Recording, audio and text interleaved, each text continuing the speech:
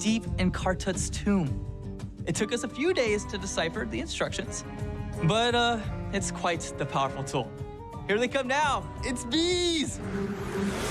A new druid spell. This efficient removal spell excels in token-based druid decks. Need some extra pains for Knife Juggler? Bees! Need some extra bodies for Soul of the Forest? Bees! Need anything at all? Bees! All right, that's all we have for today, Explorer. We've got one more training session to go before you'll be ready for the dangers of the desert. So sit tight, and I'll see you out there in Saviors of Uldum.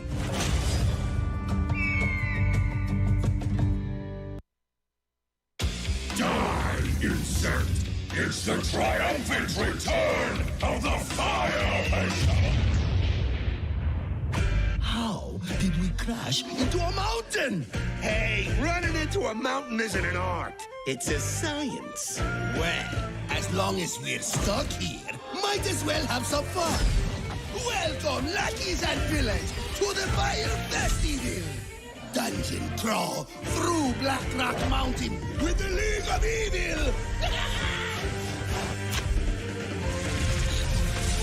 Let's show these elements who's the real king of the mountain!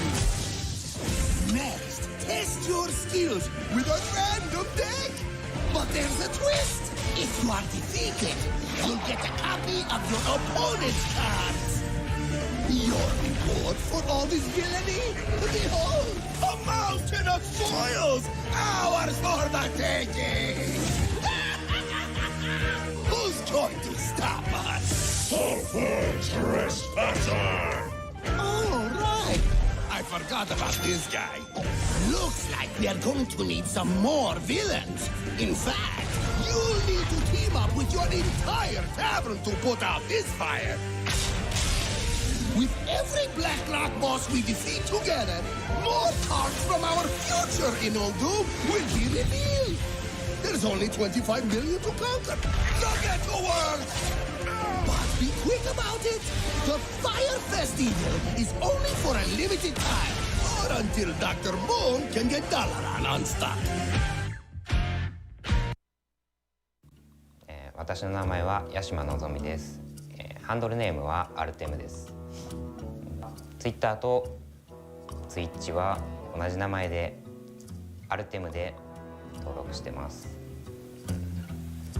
以前使っていたユーザーネームのマチャンプは、その時にプレイしていたゲームのお気に入りのキャラクターの名前をそのまま取った形だったんですよね。それで、前々から変えようかなとは思ってたんですけど、自分のオリジナルの名前を使いたいなと思っていて、で、今回グランドマスターに選ばれた時にちょうどいい機会だと思って変えました。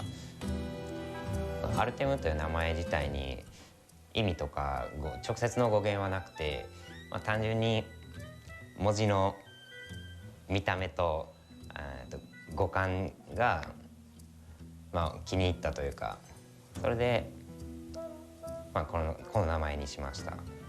グランドマスターに選ばれたのを初めて知った時は、びっくりして、しばらくドキドキしてました。グループが発表されて、同じグループに去年の世界チャンピオンのトム選手と、あと自分が尊敬してる、トム選手も尊敬してるんですけど、サレンダー選手や、他の選手もみんなすごいプレーヤーばかりで、その中でしっかり戦っていけるように頑張りたいなと思ってます。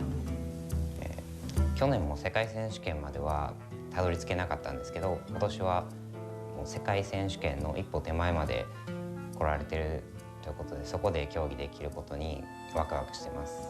コンクエストの時と違って番がないので、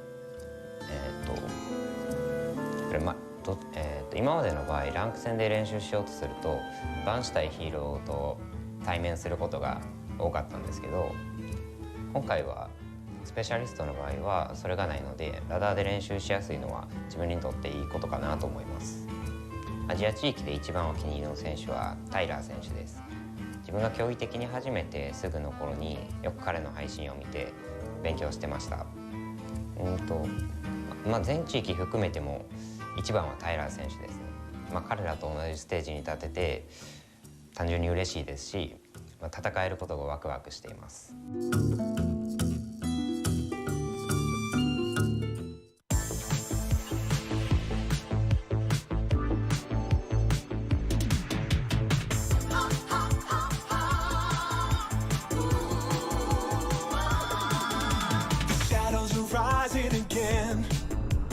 Darker than they've ever been. As evil descends from the skies, the world cries out, how will we survive? Out of the hall of explorers, and up from the dusty tomb, they grab their whips and fedoras.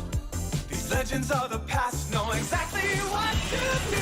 There might be magic monsters, mummies in the markets, and ancient mysticism.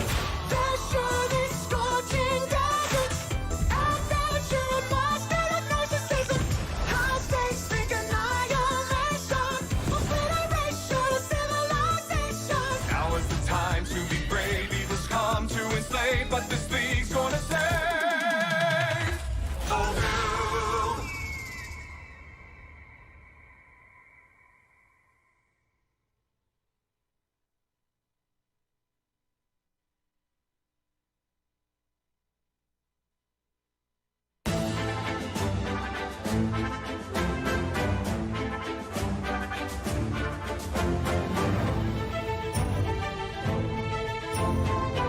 What's up, Hearthstone fans? Welcome back to another episode of The Curve, where we draw the biggest headlines from this past weekend of Grandmasters. I'm your host, Nathan That's Admirable Zamora. Let's do this. All three regions have completed the double round-robin stage of the inaugural season of Hearthstone Grandmasters. After 7 intense weeks of play, 3 players out of each division are now moving on to the playoffs this weekend. Group A will play on Friday, which means Group B will play on Saturday, and the 2 winners from each group will face off in a single elimination tournament. The winner of each region's playoffs will then obtain a spot at the global finals this year at BlizzCon. The top 3 players from Asia Pacific who made the playoffs from Division A are Alutemo, Surrender, and Staz. In Division B, it's Shaxi, Dawn, and Tyler. The big story coming out of Asia Pacific, though, was Staz. Before the Masters Tour in Las Vegas, Staz was 2-6. He was not a top contender in the region, and his playoff chances looked slim. When Grandmasters returned in Week 5, though, Staz went on a tear. He went undefeated for the rest of the season and made claim to the last remaining playoff spot. For the European playoffs, Phenomeno, Colento, and Bunny Hopper made it out of Division A, with Hunter Ace, Psycho, and Orange securing their spots from Division B. Hunter Ace found his footing about midway through the season and is now on a 7-match win streak. In his last 16 games, he's lost just 2 of them. This weekend, we'll find out if our reigning world champion can make it through the playoff gauntlet and defend his title at BlizzCon. Going into this week, most of the playoff spots were already claimed in the Americas region. Frozen and Eddie were locked in Division A. Dog and Monsanto had clinched their spots in Division B. There was a possibility of a 4-way tie in Division A, but it was quickly settled when PNC defeated Eddie and claimed that 3rd spot. In Division B, Purple and Raze were the only 2 players who could make it, and they had to play each other to decide that final spot. In a classic Warrior Mirror, Game 1 went the actual distance to create the first tie in Grandmasters play, granting both players a win. And so we go straight to Game 3, which ended unfortunately for Raze, awarding Purple the last remaining spot. In this week's meta moment, we want to highlight Control Warrior. In terms of popularity, Warrior has become a staple in the current metagame.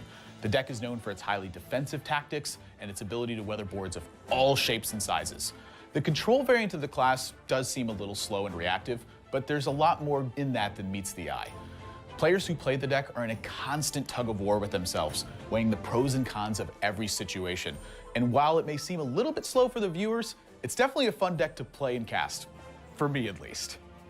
If you missed any of the Grandmasters action, you can always check out the VODs on our YouTube page, youtube.com/Hearthstone Esports. Grandmasters resumes this weekend with playoffs, so don't forget to follow us on Twitter, Facebook, and YouTube. That's it for us. We'll see you in the tavern.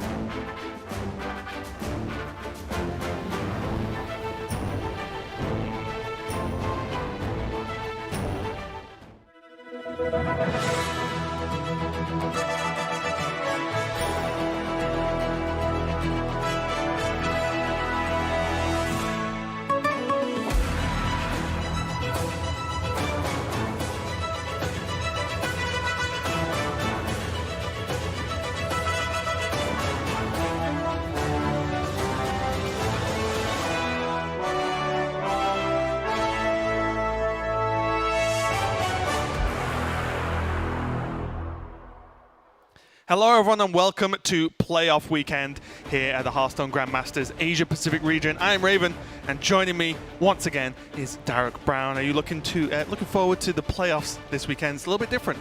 I absolutely am. It's a little bit of a different format. As you said, we're done with the group stages at this point, still sticking with that specialist format. And this is where it all comes to a head for these players, I think. They know exactly who they're going to be up against in their first match of the day here. And it's going to be very, very skill testing. A little bit emotional. It's going to be a bit of a break from Hearthstone for the next few weeks after this one, but cannot wait to see who's going to book their spot to the global finals. It is, yeah. After almost 8 weeks straight, I won't really know what to do when we get home. It'll be very confusing. But let's check out Grandmasters overall for one of the final times this weekend. We could just talk about the format overall, but most importantly, we are at that bit that says playoffs at the end of Season 1. And what that means is these players have been playing out for weeks in a round robin within their divisions. And the top 3 from each division makes it to a playoff to create 6 total players. They play out 2 group stages, or 2 sort of mostly group stages, and then what will end up happening is one player by the end of this weekend will get a spot at that global finals in November. It's going to be held at BlizzCon. One player from each region, 3 players all together over this weekend. Yes, and from our... I don't talk about the other 2 regions. Yeah, okay. In Asia Pacific, one of our 6 champions will be finding their spot in the global finals at BlizzCon, as was recently announced very excitingly. And they're going to be playing that as they have been for the previous 7 weeks in specialist format, our new format for this year, which is a little bit different to some of the formats that you may be used to from previous years in Hearthstone. As we can see here, it's a single class format, but a triple deck format. You get to bring 3 decks of a single class of your choosing. Those 3 decks that you bring are designated your primary, secondary, and tertiary. You line up your primary 30-card deck first, and then you can switch out 5 decks between your secondary and tertiary deck to try and counteract whatever strategies your opponent may be bringing. And then you play a best of 3 from there, and first player to win 2 games is the champion. Yeah, and it's all coming down to this playoff weekend, where actually it's one of the first times that the players are not submitting for 2 people, 2 guaranteed opponents. They're submitting for 2 opponents in their group, potentially, and then more opponents if they continue to win. Let's check out what's going to be the Asia Pacific Group A. Is Alutimu there at the top, and then Dawn and Staz. So as you can see, it looks a little bit different, and I'll just explain very briefly. Alutimu won his division, as you can see, 1A there, and he is... what that means is he effectively has already won his first group match because there's only 3 players. So he is automatically in the winners part of the group, and that's due to him finishing first place after all scores and tiebreakers are done in Division A. He finished at the top, and then you have Dawn as Seed 2 and Staz as Seed 3 in the group. They play against each other to go against our team in the winners part. That's right. So for all the players... For all the players who will be playing today, 2 losses means they are out. Yes. For Dawn and Staz, they have to win 2 games. Alutemu only has to win that 1 game, however, to be going through to the semi-finals. Yeah, and today is also a little bit different. We've got more bite-sized Hearthstone, I think, compared to what everyone will be used to in the past few weeks of Grandmasters. Let's check out the schedule, because we only have what will almost feel like a fleeting visit. So we apologize, our fans in Twitch chat. I know you're going to be upset, but you don't have us for as long as normal this weekend. Haha. Dawn versus Staz is going to be match number 1. The winner will go up against Alutimu in match number 2, and then the loser of match 1 will face the loser of match 2 to work out which 2 players survive the day. Yes. So what will happen is, out of these 3 players, to make it simple, by the end of today, by the end of those 3 matches, 1 of them is out, the other 2 will make it to Sunday. And on tomorrow, which is Saturday, we do the same thing for Division B, and then we'll end up with the Sunday being the last day of who plays who. That's right. We're getting eliminating 1 player on each day to get ourselves 4 players for our semi-final, and it's going to be a good couple of games, a good couple of days of Hearthstone, I think. A good mix of decks, in my opinion. No Warriors, which I'm happy to have a little bit of a break from there. A lot of Mages as well, which I'm very happy to see. I think all the GM casters paid the dues on Warrior matchups in the past few weeks. I think everyone will agree on that one. Even Admirable might agree on that one. It's close. But let's check out the featured match of the day, and this is going to be match number 1, of course. It's the only one we know is guaranteed going to happen. It's very easy to pick a feature match when there's only one. Dawn versus Staz. And these 2 players have very different stories in the way they've played out Grandmasters. Dawn being at the top, or near the top of his group and his division for most of Grandmasters. He's been at worst middle and then most of it being hovering around the top 3. So he had a fairly steady run. Staz, on the other hand, had a pretty bad opening, actually. Just had a rough start to the season, but then picked it up in the last few weeks and climbed all the way to those 8 wins, which got him to qualify. I mean, I think he was, before our break in the middle with the Las Vegas Masters Tour event, I believe he was 2-6 and then won every single one of his matches afterwards, leading up until today, mostly on that Hunter, I believe, maybe a quick switch over to Rogue. He has been playing some very... Well, actually, it has been some interesting Hearthstone, but it's been working for him. I've disagreed with some of his plays, but I think overall the results speak for themselves. A very, very strong Hunter player. Yeah, and while we check out Group B as well, just to remind you what the rest of the players look like, we did actually scoot over a small point, is that you'll notice Dawn is in the Division A group, so to speak, and Surrender is in the Division B group, which is Shaxi, Surrender, and Tyler. So Surrender will be playing against Shaxi and Tyler that he has not played against all season, and then Dawn is going to be playing against Staz and potentially Alotimu, in which he hasn't played against all season, and that's because the seeds, basically second place, hopped division, swap places to mix it up a little bit. But we have Shaxi as the winner there. Derek, but do you want to take us through the rest of the players in this group? Surrender and Tyler, well, it's actually been pretty interesting. Surrender over in Division A, as we remember, he was very, very close to getting that first seed spot, actually, despite Alotimu having a dominating performance. Surrender, similar to Staz, had a story where he was just winning and winning in the second half of the group stage in Grandmasters. He'd had a slightly better start as well, so he was able to get up to almost finishing first. In the end, getting that second seed, though, and up against Tyler, who was in by the skin of his teeth. That was such a close finish for him. Right at the end, it came down, I believe, to Glory versus Patra as the qualifying match for him. Yeah, in by the grace of Patra, basically. Pretty much. At this point. And Tyler actually tweeted last weekend after that match was over, because Tyler played first, and then it was Glory versus Patra, which decided the outcome of the group. And he actually tweeted like he was way more nervous watching Patra's match versus Glory than he was playing his own match, which his own match, like cement, had a good chance at getting him through, which he won. But still, he said he was fairly nervous anyway. But these are the players we're going to go back to is Group A, and it's going to be Staz versus Dawn. And it's kind of cool that the first matchup is going to be two players that haven't played against each other all season, because we've not seen these two players clash yet. I'm kind of looking forward to it, as we can check out the decks just in a second. Let's check out Dawn's first, and I do feel as well that these players have brought their, I would say, like signature decks for this final weekend with Dawn on the Mage. I think we've seen that from a lot of players. Alotimu as well going with the Mage, which I think he's been playing some very strong Hearthstone with. Dawn here on a version of Cyclone Mage that I'm very fond of. It's very, very similar to Alotimu's version. I think the only difference is a Frostbolt for Alotimu as opposed to a Snip Snap for Dawn, which makes a good amount of sense. Snip Snap is Snip Snap. We know how strong that card is. I think as well, we are now 3 for 3 on Luna's Pocket Galaxy in the primary deck. The debate seems to be being settled pretty quickly, which is Luna's Pocket Galaxy is pretty nuts, actually, at 5 mana. I very much enjoy when it was first announced. It's like, oh, well, from 7 mana to 5, anything that's been made 2 mana cheaper has to be more powerful, right? Like, that's a lot of mana. But then, when they started working in and this deck has become more and more refined, I think it's amused me. The assumption has gone from, some people think it's good, some people think it's bad, some people don't like it, some people love it, to the people who love it still, and the people who don't like it now don't like it because they think it's overpowered, which is just a very different way of not liking the same card. But let's check out his opponent, which is going to be Staz, and he, as we said, for signature decks, is going to be playing this Beast Hunter. Yes, he's been playing some very, very strong Hearthstone, very signature style of play as well. And a signature build of the deck, actually, as well. The Revenge of the Wild and the Rat Trap, I believe it was the exact same lineup he brought last week as well. The Rat Traps, I mean, we've seen how devastatingly powerful the Rat Traps can be. And I was going to say at first that I think Staz has got the wrong group for it, because Rat Trap is primarily an anti-rogue card. I think it can be very, very powerful against the rogues.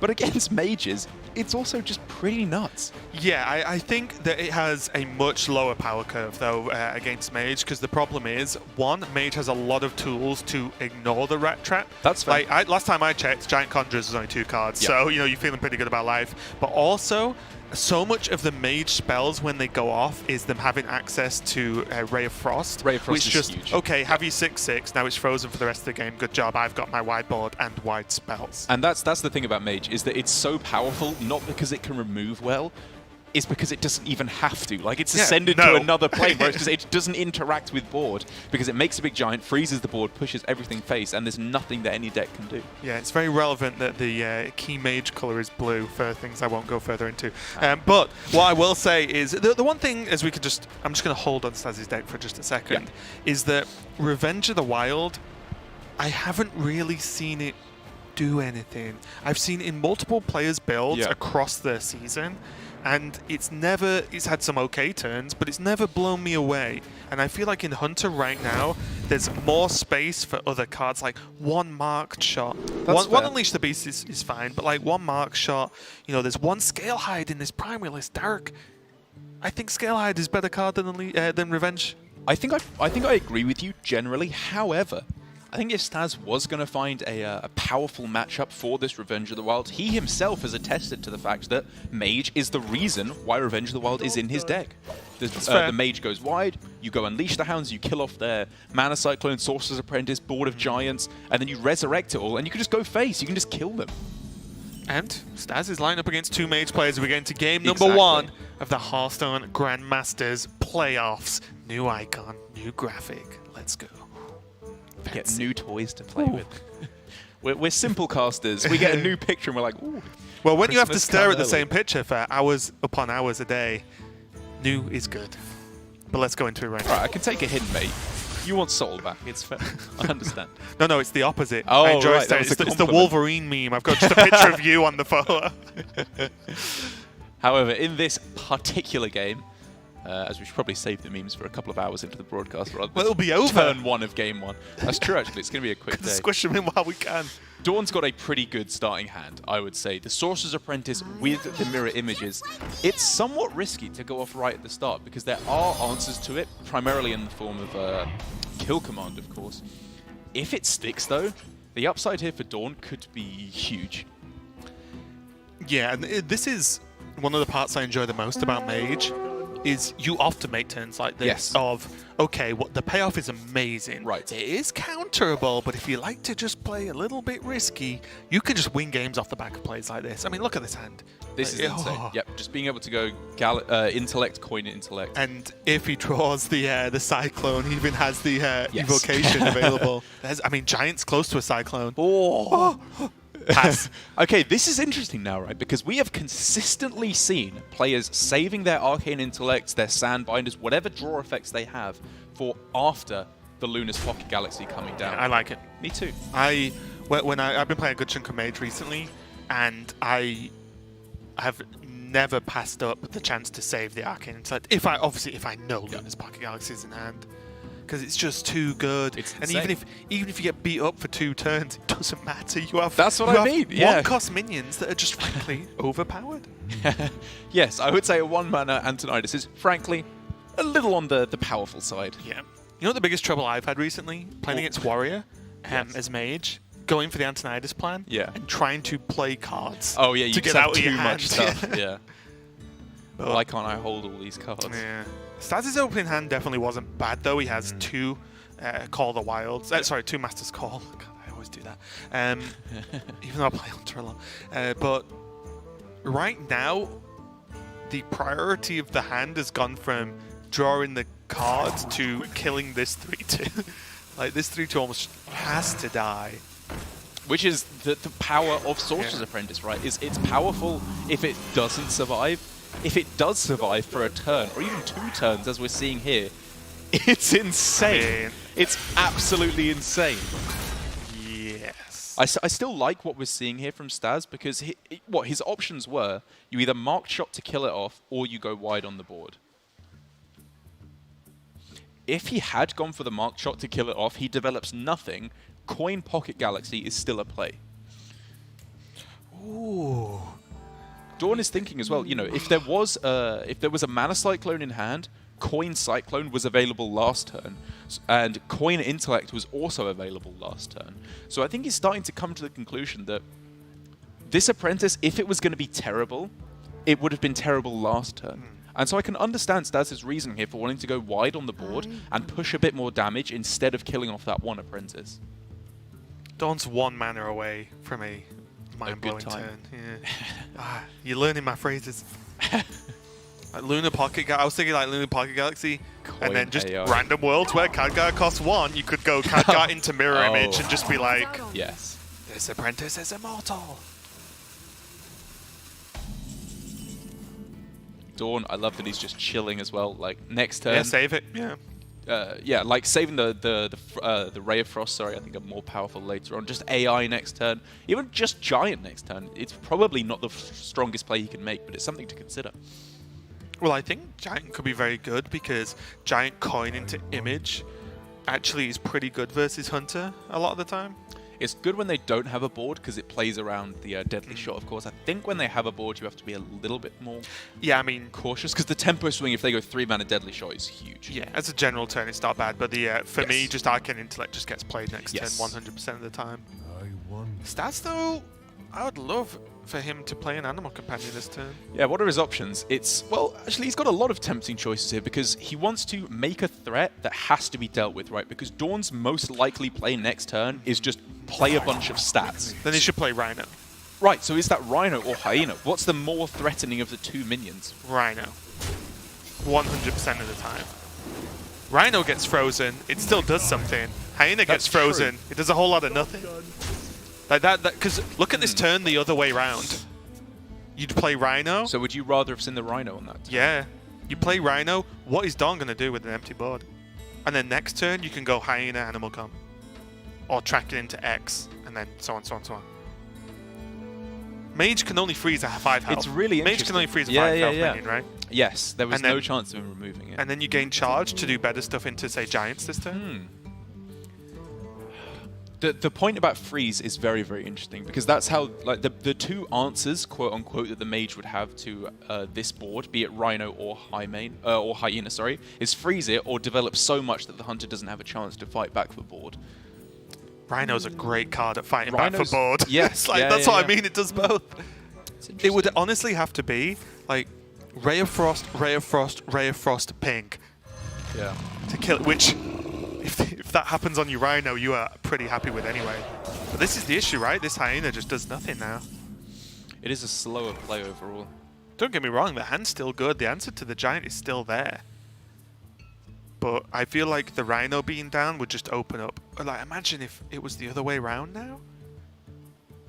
What was the actual... How much upside did he get of having a Rhino in play, though? Because the Rhino put significantly less pressure on board on that turn, right? Because he couldn't play an Animal Companion, and he would have a 2-attack minion as opposed to a 5-attack or a 4-attack minion in the Hyena without the Leok buff.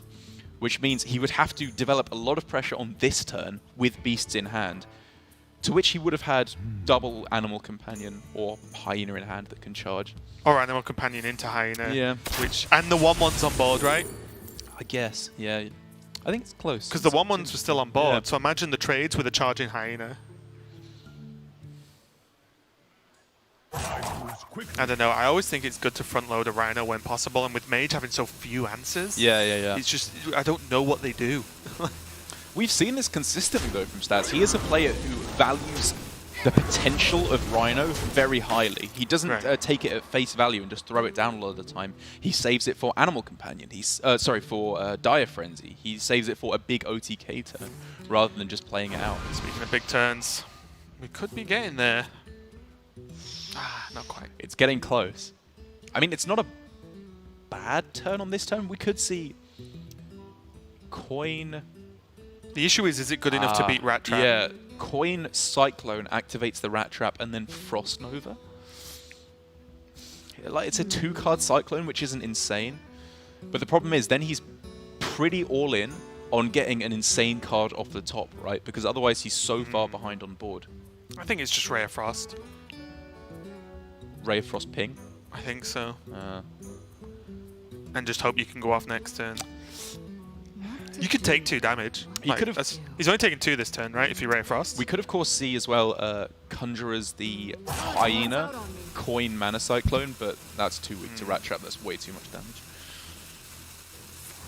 Okay, so Dawn is... although Ray of Frost seems better than Nova here, in my understanding, Dawn is using Nova because Ray of Frost costs 1 and Nova costs 3. So he can, if he needs that Cyclone turn, he gains a spell from the Cyclone instead of having to Nova next turn. So in a perfect world, he would have been more than okay taking 2 damage, but in a realistic world with Mana Cyclone, he needs to increase his chances of getting good spells. Staz here needs to consider very awkward breakpoints with Sea Giant, because of course, for all he knows, there could be a Sea Giant that was drawn before the... oh, it's so unlikely. Yeah. There's like 2 cards, right? Right, so it's possible that the Khadgar or the Conjurer's Calling is a Sea Giant, in which case he would maybe not want to play the Vicious Scalehide, but I think all things considered, it's better to just get it on the board. Yeah. Sea Giants don't matter if you punch them in the face hard enough. It's an excellent point. And now you start to see where Frost Nova would have been fantastic this turn. Yeah. But it also would have been slow. More mana restricted. Yeah, it would have just slowed him down. So Dawn is kind of just between a rock and a hard place right now. And I think he's going to go for it with the mirror images. We must band together. And just go, and he can't wait. So he has to do something. Going off with the Conjurer's Callings. Bronze Herald is not what he's looking for. Okay, okay. Rat Catcher. Rat Catcher's not bad. Well, there is a rat on the board. So does it do extra damage is my question. It's super effective. Imagine! Just gains like poisonous or something if it hits a rat minion. Dawn has a lot of options now and just needs to work out exactly what's good. Because of the rush, he could double trade and then go for a full board of mirror images and then play Mana Cyclone as well. But I guess he's seeing that he has to kill the Rhino. Now he has to Ray of Frost, but he doesn't get the images this turn or the Cyclone. Desperation. Absolute desperation. That's very, very, very lethal. Right there. Super dead is, I believe, the expression, as Staz takes a very convincing game 1. Despite Dawn getting off to what was a pretty powerful start, it has to be said, even with the Sorcerer's Apprentice being left alive for a couple of turns. And I think that comes down for the real key decision for Staz in that game, which was to either mark shot the Sorcerer's Apprentice on turn 4 or go wide with his 4 minions. And I think, though it kind of seems crazy to leave a Sorcerer's Apprentice alive for a turn, that exact decision, I think, is what led to a victory, because the ripples of that play become very clear when you start considering the immediate buff on the Hyena when it was played, and the fact that it was just continual chip damage. And I think the thing was, sorry to cut you off there, is that he'd anything that could have gone disastrously wrong with Sorcerer's Apprentice would have gone wrong the turn prior, because there was 1 mana left in hand and he had the coin. So coin into Mana Cyclone was available, coin into second Arcane Intellect was available. Yeah. Even if he killed it off or not, coin into the Pocket Galaxy was still available on the following turn. So I think it was honestly just a good recognition that he couldn't constantly remove from his opponent's side.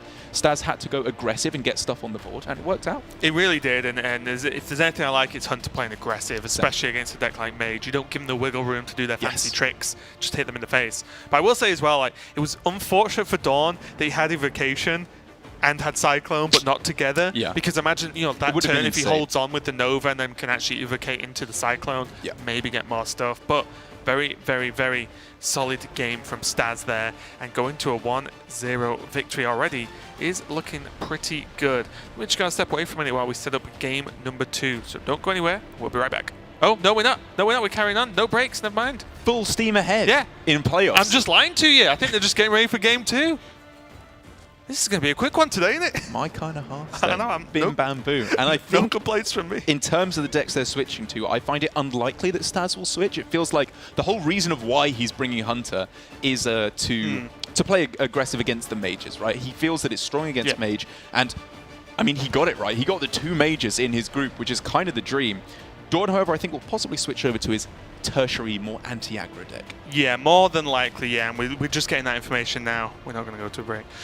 But, yeah, looking at Staz's list, his tertiary deck removes Deadly Shot, which, no, that's not going to happen. And then also the Scavenging Hyena and Tundra Rhinos removed from his secondary, which... that's damage, so no. But we have just had word that they're both sticking on the same deck. So that's Dawn interesting. Seemingly happy with his. And you know what? I think regardless of Staz making good plays, I think Dawn's game plan didn't just not come together that game, Yes. and that happens sometimes. It does, yeah. So I don't mind him holding on to this and saying, oh, if I just get a little bit of a better game, I was like one step away from having it, from winning, basically. And, you know, it's not even like I think he got a good hand, and there were alternate ways he could have played that, right? 100%. The main thing I'm considering was, even though we agreed with the way he played it, double Arcane Intellect on turn 3, I think could really have turned it around. Because if he'd drawn Mana Cyclone off of that second that second Arcane Intellect, sorry, I think that's just game over on the spot. Because he could have gone Evocation Cyclone. Funnily enough, even the Arcane Intellect on turn 5, because he just played a Giant. Yeah. So there could have been like Very the Arcane possible. Intellects Yeah, played yeah, then very because the minions are 1 cost, but post Lunar Pocket Galaxy, he played a 5-cost Giant. Right. And He so could have it's- Arcane Intellect into 2 0-mana Sea Giants, maybe. I'm obviously stating a very stupid example, Ideal scenario, but it could have happened, or even just one Giant and something else. It could have been huge to draw more after the pocket, and Dawn just chose to just play the 1 Giant. Which I think is it's kind of a hidden asset of being able to play Mage well, but it's, in my opinion, the most core ability is to know when what you have in your hand is not good enough. To know that this, if I just play out this, on average, I lose. So you have to dig for better stuff. You have to dig for that powerhouses. Maybe you should have dug for Cyclone to go Evocation Cyclone. Maybe you should have dug on turn 5 to go for a bigger Mountain Giant Anything, or Antonidas play or something like that. Even the Ziliax would have been It would have been absolutely insane. fine for Ziliax one. would have been ridiculous. Luna would have been I think absurd. any minion would have been the nuts, but we are getting a little bit deep into game number 2 now as we go into turn 3 for Staz. Staz has a deceptively slow, I would say, opening hands. Really? It looks fast. It looks really But when he fast, goes to yeah. Deadly Shot and hopes track and hits something, he's kind of out of stuff, right? I mean, is what I mean. It's like it's fast, but it's all slow. in. It's an all-in kind of hand. As I mean, if Dawn picks up a Conjurer's, a Mana Cyclone, I keep mixing those two up for whatever reason. If he picks up a Mana Cyclone anytime soon, this is looking very, very bad for Staz indeed. But it's not an easy situation for Dawn because he wants to go double Ray of Frost, Coin Ping to take out the Hyena and the Timberwolf, neutralize a lot of the threats, and pray that there's no Dire Frenzy on the following turn. But that's what I'm talking about knowing when just playing out your cards on curve is not good enough. And I think by making his Giant so much more expensive, his Mountain Giant, sorry, is that something he can afford to do? I'd really like single Ray of Frost ping. Oh, really? You Ray of Frost, you can ping the Wolf, and then next turn you can just coin Ziliax, kill it. And then maybe by then you've got something else. What can go wrong with that? Dire Frenzy? If he just went Dire Frenzy on the Hyena, actually, or any of the minions, in fact, I think that's when that plan goes pretty wrong. I guess Dire Frenzy's terrible for you no matter what, though. I mean, if Dire Frenzy on any of these It minions would have kind been of sucks insane. too. You're still getting hit hard, right? My point being is, I'm very interested to see what Dawn's next turn is. Dawn's next turn might just be Evocate Giant, to be honest. Yeah, very But possible. that just feels like you just get blown out by Deadly Shot. Because there's no images to protect. Or even try and protect. Not that it would work versus this board anyway. I mean, basically his plan at the moment is pray that you draw Mana Cyclone, so far as I can see it. Yeah. Okay, everyone get ready to wince if you're a Dawn fan. Because I'm going to wince. And I am reasonably unbiased in this matchup. But I still feel this pain as someone who has played Mage. This is kind of just a stomp. As it currently stands, Dawn's going to have a pretty strong fight back to be able to win his way back into the game, which he does have. You know, Ziliax just to take out a couple of these 1/1s, or even all 3 of them if it attacks into the Timberwolf and gains some health, could be the swing back that Dawn needs. Because again, if he finds himself Mana Cyclone, Arcane Intellect, Conjurer's Calling, any of these cards put Dawn firmly in the lead.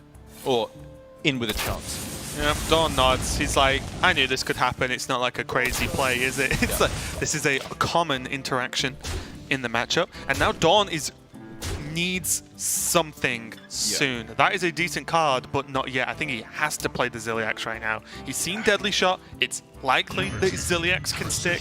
We can see that Kill Command will just clear it off. But still, it's something. I mean, that's a big life swing, even though it doesn't get the lifesteal on the second hit, because obviously Kill Command will have gone into it. Heals for 5? Right, that is a huge difference. And that is a bad draw for Staz to be like, that is not really what he's after, is it? I guess we could see Springport double trade just because it has rush and then push the rest face and hero power. Double trade. Yeah, that's the nightmare versus Celiax. If you're going to double trade in, I think you'd trade in the Shimmerfly, right? First. If you were going to trade that bad, I think you need something. Yeah, I mean this is probably just gets you more stuff on board, which is pretty important. And now, so it's going to go to 7, goes to... There's just not enough minions on. I was looking at if it can go like Apprentice, Sea Giant, whatever. This has... Oh, no. Let's go. Yeah, it's just Giant, right? Wait, what? It has to just be Giant again. I don't think this is the pop-off turn. Because imagine if he misses. Like, if he doesn't find exactly Ray of Frost or Frost Nova, he's just dead. Whereas this is only 3-5 damage. Does this ever win, though? The Zilliax is still dead. Maybe for Dawn there, he had to just pray... For a different deck? I guess so. I think actually the most likely win condition for Dawn is he goes double Apprentice next turn, Arcane Intellect, and draws Frost Nova and Conjurer's Calling or something absurd like that, just to be able to threaten 2-turn lead. I think the best as well is he can magic trick an Ice Barrier. That would help. Because that's massive. Hunter, outside of exactly hero powering and the on-kill command, has to attack with minions. Look at this Deadly Shot, though. Look at all of these cards. These are all so good. Deadly Shot. Oh, wait, no, you can put kill them to... command, no, right? you kill command puts them to 2, right? Yeah, you kill command. Yes, I think... Am I miscounting? I think he has 5 damage on board, right? Well, he traded in the Shimmerfly to get this tracking, right? Oh, sorry, right. Oh, so kill command changes the numbers, but barely. Bang, bang, bang. So it gets him down to 3. Kill command now? Okay. So what this means is that if there is an impenetrable taunt wall generated on this turn, Dawn is not necessarily dead, and he could actually set up lethal on this turn with double Sea Giant. Time to do the thing. And with the Arcane Intellect as well. So he has Intellect, Coin, Intellect. Or he could go Apprentice first, right? He could go Apprentice, yeah. double Intellect. Like, this is... Wait, you could get Sea Giants down too. Yes, yeah, that's what I mean. This is always a Rat Trap proccing turn. You don't worry about that. You just pray that you draw the Frost Nova. Everyone hold on to your seats because this is a spicy turn. Okay, Those were that's not a swing good. and a miss. Those were not good. Again? It needs to be Conjurer's Calling, or it needs to be Frost Nova. Oh, it doesn't matter now, right? Oh, Frost Nova. Yes, he can go Coin Frost Nova, but that doesn't allow him to put the Sea Giants in play, which means he doesn't set up 2-turn lethal. Well, he can't put the Sea Giants in play anyway now, right? Oh, sorry. No, yeah, you can. You can just coin into 1. Yeah, he's going for Cyclone to hit. I don't even know anymore. This could be Swift. Frost Nova's not playable. Ooh. Image. Double Shooting Star's nuts, though. Oh, wait. What? It's too much, Dawn. It's too much. Gets the trade. Shooting Star. Dawn doesn't even know. He could be. Oh, he's very dead. There we go. He is very... He went from being not dead to maybe dead to extremely dead. As Staz is going to take his first match in the playoffs, 2-0 in, I'll have to say, a very straightforward fashion. That was just an absolute stomp. And Staz there, I think he showed excellent understanding of the matchup overall, which is that what Mage can do is often so ridiculously powerful, you just have to ignore it. You just have to pretend that they're not able to do it, push as much damage at face as you possibly can. As for Staz there, his game plan very possibly just went completely wrong. It was like a very all-in style of play, just going in with the...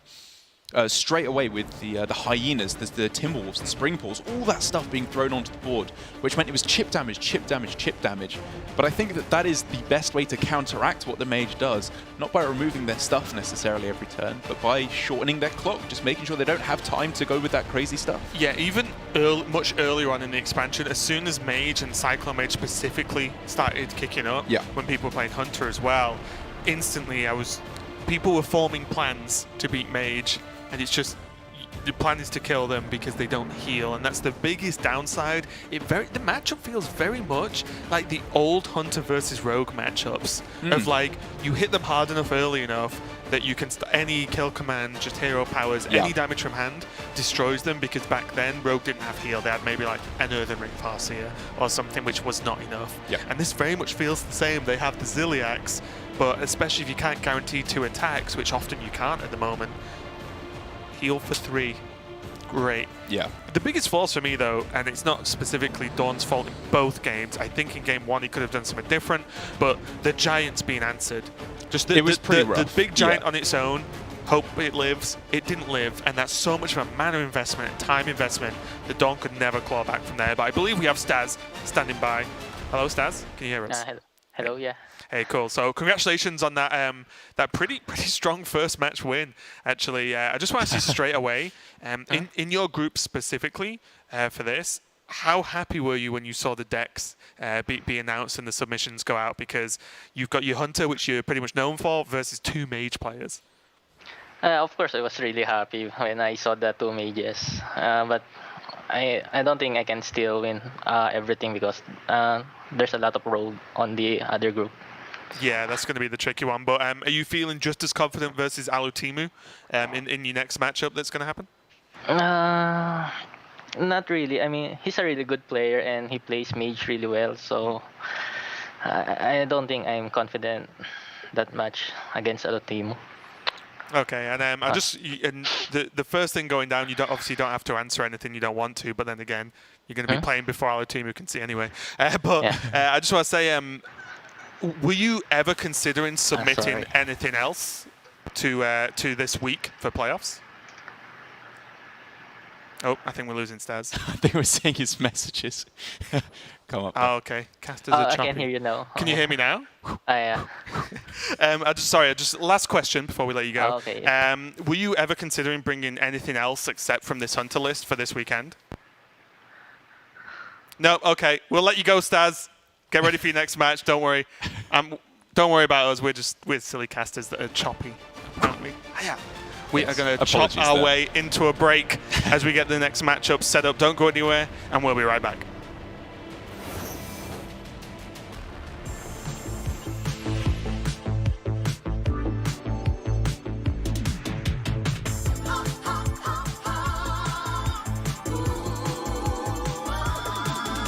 The shadows are rising again, darker than they've ever been. As evil descends from the skies, the world cries out, how will we survive? Out of the hall of explorers, and up from the dusty tomb, they grab their whips and fedoras. These legends of the past know exactly what to do. There might be magic monsters, mummies in the markets, and ancient mysticism. There should be scorching deserts, adventure, monster, and narcissism. High stakes, think annihilation, obliteration of civilization. Now is the time to be brave. Evil's come to enslave, but this league's gonna save the world.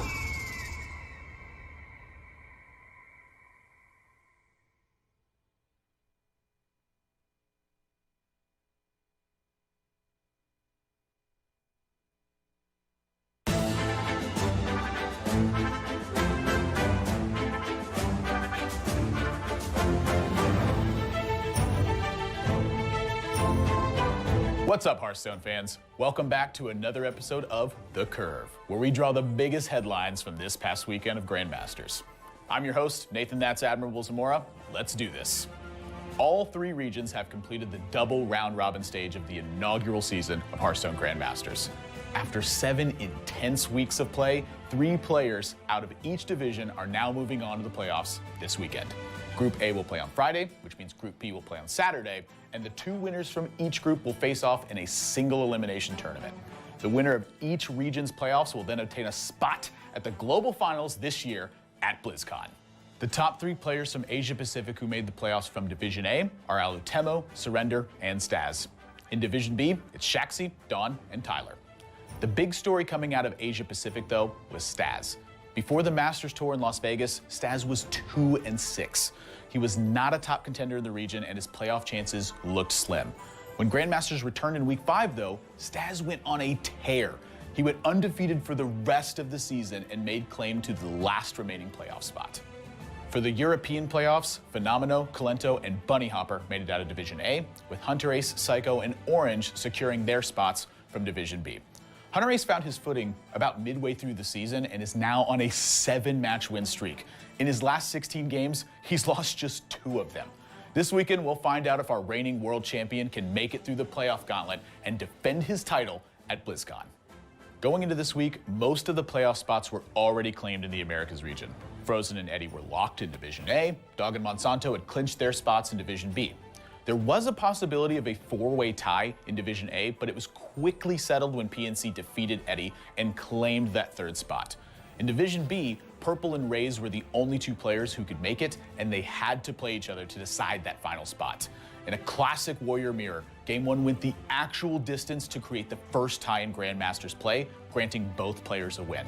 And so we go straight to Game 3, which ended unfortunately for Rays, awarding Purple the last remaining spot. In this week's meta moment, we want to highlight Control Warrior.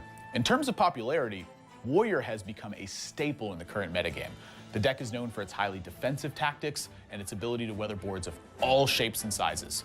The Control variant of the class does seem a little slow and reactive, but there's a lot more in that than meets the eye.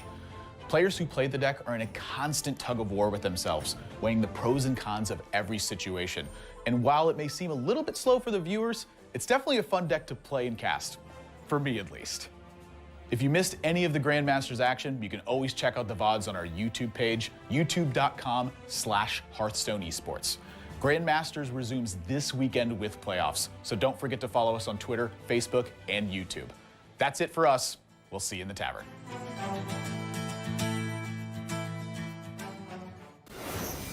We are back here at the Hearthstone Grandmasters, and it is playoffs weekend. We just had Staz take a very convincing win over Dawn and progressing through the group, and now he's going to be going up against Alutimu, who was seed number 1 in Division A. Yes, I think this is an appropriate final boss in terms of mages that you're going to be facing. I think that Alutemu, I was about to call him Machamp, as he is previously known by the player formerly known as Machamp, I guess is what we could call him. Alutemu, I think, has been rivaling some of the best players from any of the regions in terms of their mage play. Despite the fact that I think in the early weeks, players like Pheno, Orange, Hunter Ace were really pioneering the play style, let alone the deck lists of mage.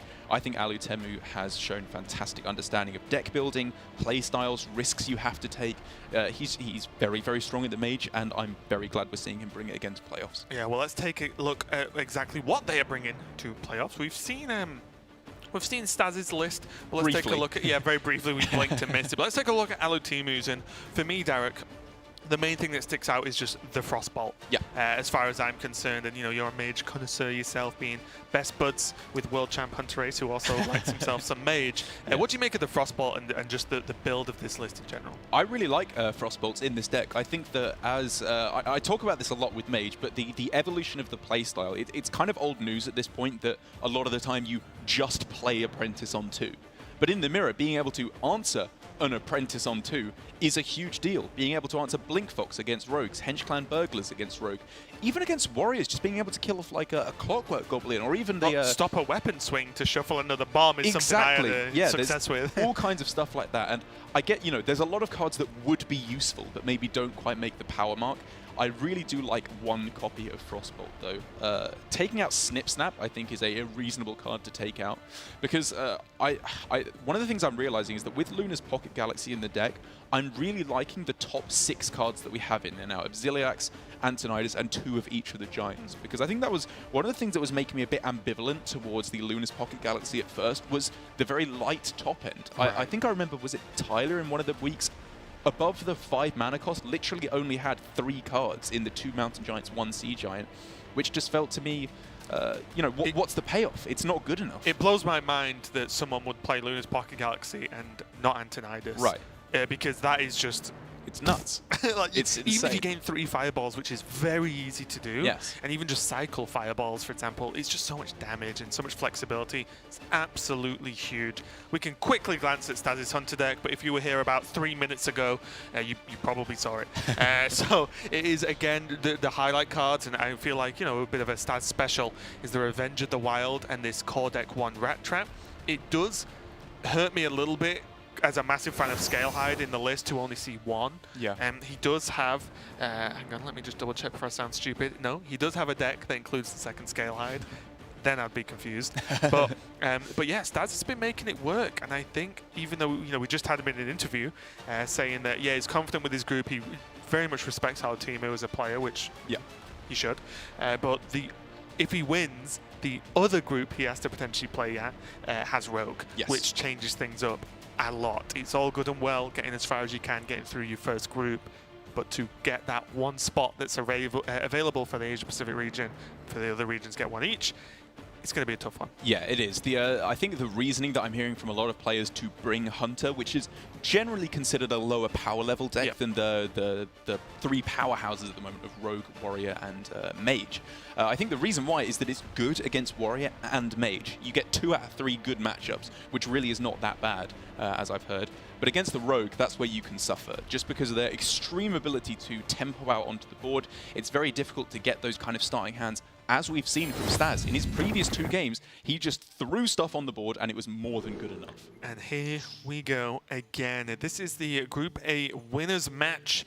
If you're confused why there's only been 1 match played, yet there's a winners match already. Yes. Halotimo was seed number 1 in his division, which means he effectively gets a free win. Yes. So this is already the winners match of a group stage you'll be used to seeing at throughout Hearthstone history and throughout some other games if you follow those as well. But let's go into it. Halotimo versus Staz. Staz literally just coming off the back of a win versus Dawn, one of the best players in Division B, and a you know, bit of a mage specialist himself. But now I feel like this is definitely reasonable final boss territory, at least for the group. Absolutely. As either of these players winning will guarantee their spot in the semi-finals. I believe that would be Staz's 8th consecutive win in Grandmasters were he to win this, which is kind of absurd, actually. It really is. Against this caliber of player. But for Halotimo, his starting hand, that is interesting, man. He had the Sorcerer's Apprentice. 100% agree that that's a keep. It's one of the best cards in the deck, if not the best card, I think, especially when you're on the coin. He threw away 2 1-mana spells, though, which it kind of makes sense because you're looking for the powerhouse cards like Mana Cyclone in particular, even Arcane Intellect, Banana Buffoon. But that's quite a big sacrifice you're making in terms of the powerhouse plays he could make, even if it was just Apprentice Mirror Image. Yeah, for me, Mage is very powerful. I will never argue that because I am not crazy. But this is why Mage is also hard. How do you play this opening hand in this matchup? I mean, it's pretty difficult. I would have 100% kept the mirror image. I'm not even saying that that's correct at all. My instincts were just telling me, you play that on 2. You go Apprentice into the mirror image, and then you do stuff. Exactly. But here, like, you have a Giant and you have an Apprentice. You've got Pocket Galaxy that is very powerful, but against Hunter maybe less so because Hunter often doesn't give you time. Fair. But now, like, how do you piece these cards together? Because versus Hunter, you can't normally hold back. And if you don't hold back, this Giant does nothing. Is that okay? Do you need to play Giant to try and do the suddenly I've got more power than you backswing that Mage is very good at? It's so difficult to get this right, and I feel in this matchup specifically, if Halotimo gets it wrong, he loses. Yes. Yeah, that's just the game. And it's why Mage, I love the deck, because yes, it does derpy stuff. Show me a Hearthstone deck that doesn't at the moment.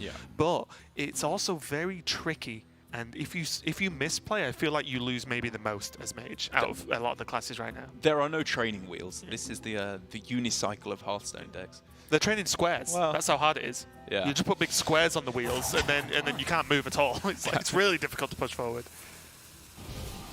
I suppose it's not a great comparison because the upside of learning Mage is that you can be the best Hearthstone player in the world. The upside of learning how to ride a unicycle is you're that guy all of a sudden. at a party. Yeah, exactly. Who brings it. And now, interesting choice. We've seen Staz often slam a Rat Trap as early as possible in many, many matchups. But Master's Call on 3 is a good card. Yeah. I like this a lot. I think that, you know, if there is the kind of play from Alutemu of Apprentice, Coin, Mirror Image, Mana Cyclone, blah, blah, blah, blah, blah, that kind of nonsense turn, you want to have the Spring Pause, you want to have the Timberwolves in hand, ready to answer. I think the biggest thing for me as well is if there's a turn like that, Alutemu probably isn't pinging this Hyena. Good point. Yep. Which means, very good point. Okay. You know. So I guess it's probably just another ping turn here. Like, you can't really afford to go unexpected results, especially when there's a very decent chance that there's a Spring Pour in hand now. Ooh, Conjurers. Yep, you'll take that. But will Alutemu? I mean, the only consideration to ever go Astral Rift there was if he'd come to a very specific calculation in terms of break points, because Astral Rift adds a card to your hand, so it makes Mountain Giant mana cheaper. But having said that, it's like the Conjurer's Calling is. I'm going to kind of breeze over Staz's turn here. But look, next turn, Alutemu can play a Mountain Giant, or he can coin a Pocket Galaxy. And I honestly do not know which one he's going to do. Can he go Evocation Giant, coin Conjurer's Calling? He's not quite there. Not quite. No, he's 1 mana off here. Yeah. But we saw, this is the kind of situation we saw Dawn just play a Mountain Giant in. And Dawn got answered. It's true. What's Alutemu going to do? Because honestly, I don't really know. Maybe Intellect pushes it over the edge of just coining Galaxy. Right. Well, that was the difference maker for Dawn in his previous games, is that when he had Giant in hand, he did not have Conjurer's Calling. Yes. Alutemu does, so he has that powerhouse play that he can 100% move towards on the following turn. He needs to be careful, though. What can go wrong? If he just goes ping on this turn to set up for Evocation Giant, Conjurer's Calling, what happens if a Tundra Rhino just hits the board? He's in trouble. I think I do like the ping. Just ping past. Yeah. Get rid of the Timberwolf. What if he goes AI coin ping to try and... it's not really... I don't think it's worth it, is it? Whereas then you do the Giant thing, and if they answer the Giant thing, you still have plenty of stuff to do.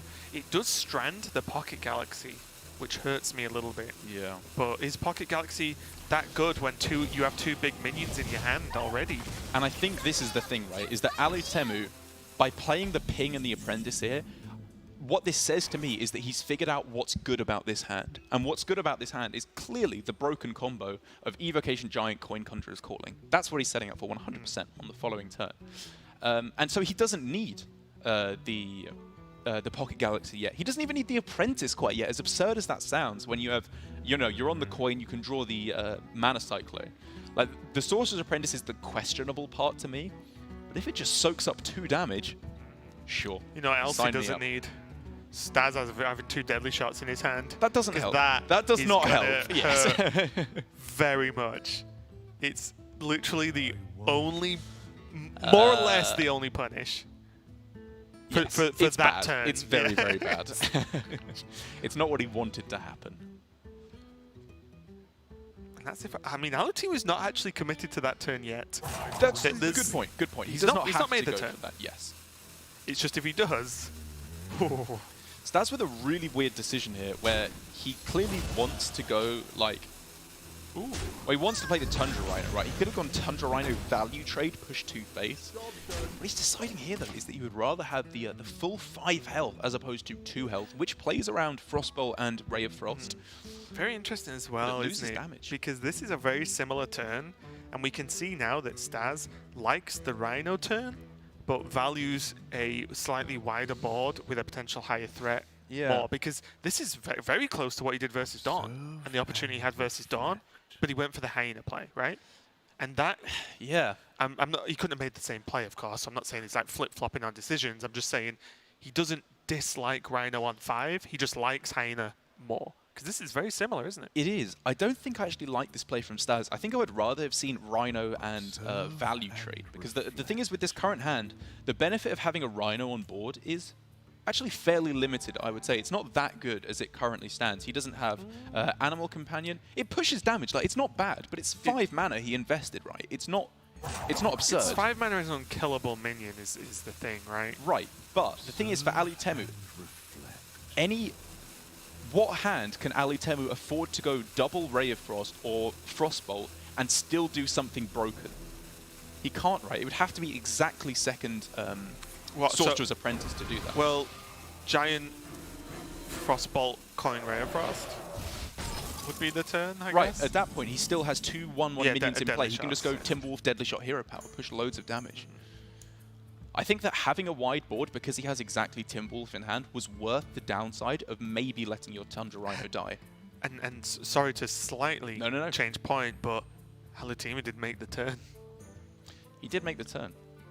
Oh, no, sorry, He he didn't- did he not. didn't. Yeah. Well, I sorry, think- he made the Frostbolt Yeah, turn, yeah, so the yeah, Rhino yeah. would have died. Also, as well, one of the problems with the previous turn is just the Rat Trap, right?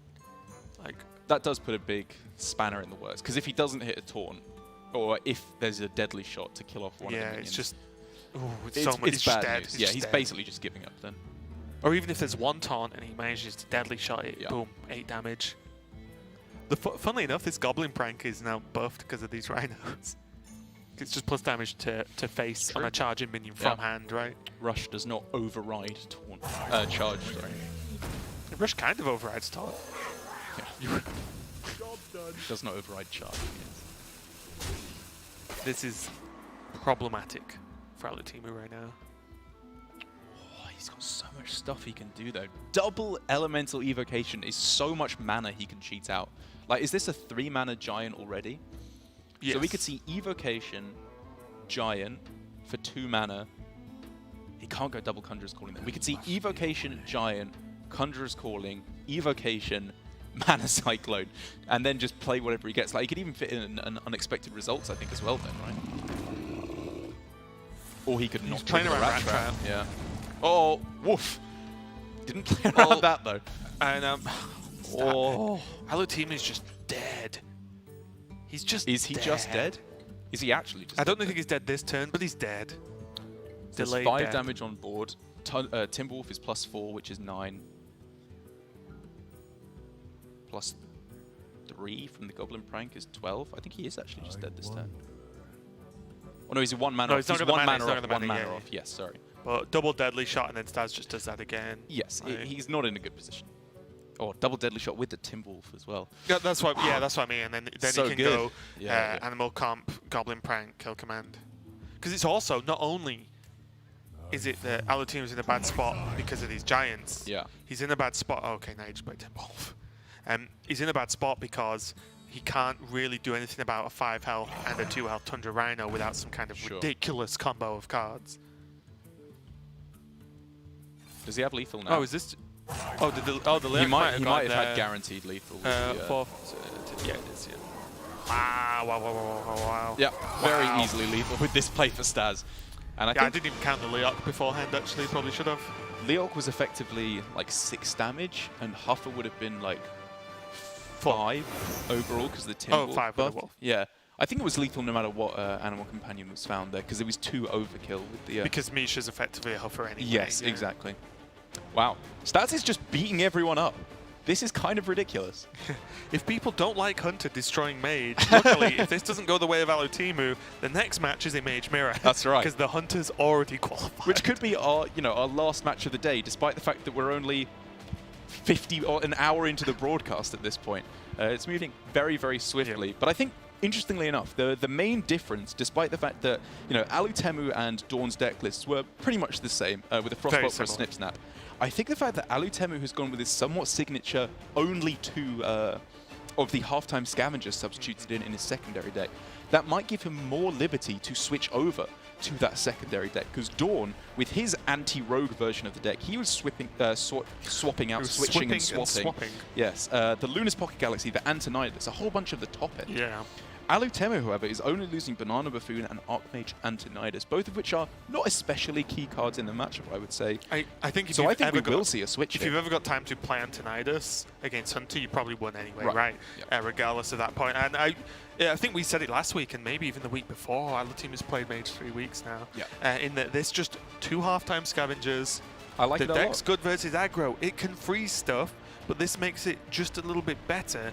And these 2 cards like Banana Buffoon, it can make crazy things happen, but it's not consistent enough versus aggro. And then, as you said, the Antonidas is just a little bit slow and doesn't often even have the hitting power that a Giant has, right? You can argue that sometimes Giants are slow, but they hit for 8 every time, whereas Antonidas doesn't quite get the same effect done. And the Conjurer's Colony is obviously weaker on Antonidas than it is on the Giant. So, yeah, I actually love this secondary deck from Alutimu with just the halftime Scavengers. Yeah, it's a really interesting trade-off you get, because I feel like the less cards you're substituting in, the less powerful of a counter it is, because obviously if he knew this is exactly my anti-rogue deck, he could put in weapon removal, I suppose, or he could put in more ways to deal with with big Edwin Van Cleef, something like that, or even just more heal to counteract against the Leroy. But by putting less cards in, he opens up his possibilities. It's less powerful against any one deck, but more powerful against a wide range of decks. Yeah, it's much the way you would take a deck on ladder. Let's take a look, because Staz is sticking to his primary deck, but Alutimu is moving to that secondary. So you can visualize it now as it's in front of you. But for me, it's very much how you tech on ladder sort of thing. You know, you just put, a couple of good anti-aggro cards in, you know, just to help with the field. And funnily enough, I've talked a lot, probably too much, especially early GM. I agree. About full stop. Look, Derek, I could help you out today, or maybe this weekend, so don't be mean to me. I will, yes, please save me. But for me, this kind of tech just feels better overall, because I talked a lot, and again, like I said, too much about specifically teching. Instead of players going, this is my anti-rogue deck, this is my anti-warrior deck, do the techs end up better if you do less? Very similar to Alutimu's secondary deck there, and you can't say that for all classes and all builds and all matchups, of course, because sometimes certain classes and certain decks can afford to say, this is my anti-warrior deck, this is my anti-rogue deck. But in this mage deck specifically, because there's good anti-aggro cards in all of the freeze, then I think it's great. It just makes it a bit better, and you don't lose anything, because how many times have we seen secondary and tertiary decks going, oh, they could switch to this, but then they lose this. And it's like, but this is a great card. What's going on? Even with the Banana Buffoon, it's just 2 cards that are being switched out for Alutemu. Losing that 1 Banana Buffoon, I'm already like, oh, it's so good in the deck. Like, you can get a cheaper Giant, you can go for an absurd Sorcerer's Apprentice turn. It hurts me to see it go out, but I agree that Alutemu is going about it the right way. Whew. Oh. Is that a Pocket Galaxy key? Alutimu's just made the sickest mulligan. He kept Pocket Galaxy, and it's like, I'll draw cards that'll get me to turn 5, and then just ripped Mirror Image double halftime Scavenger in his opening. Like an absolute madman. So honestly, right, I'm going to throw some stats at you. Please do. 3 games of Hearthstone we have cast. 3 Pocket Galaxies have been in hand. Pocket Galaxy's done nothing in 3 games as mage. It has. Why has Alutimu kept it? Answer me the riddle. Well, I would say Staz has had, if you're going for an aggressive game plan, above average starting hands in all 3 of the games. He's been able to curve out 1 drop. I think he spent all his mana every game up until like turn 4, which is not average, I would say, for Hunter. I think they don't run, they run a fair few 1 drops, less 2 drops, and if they don't find them, they have to go for a start like this, which is still not bad. Just going Coin Animal Companion on its own is pretty insane versus Mage. And there's double 1-drop as well if Staz wants it. I'm a fan of hero powering a lot, but double 1-drop makes your Animal Companion better. I'm actually a fan of hero powering not a lot versus Mage. We've seen Staz early on consistently value just playing out his cards even when he doesn't have that many in hand. And I think that's been one of the biggest avenues to victory for him. Okay.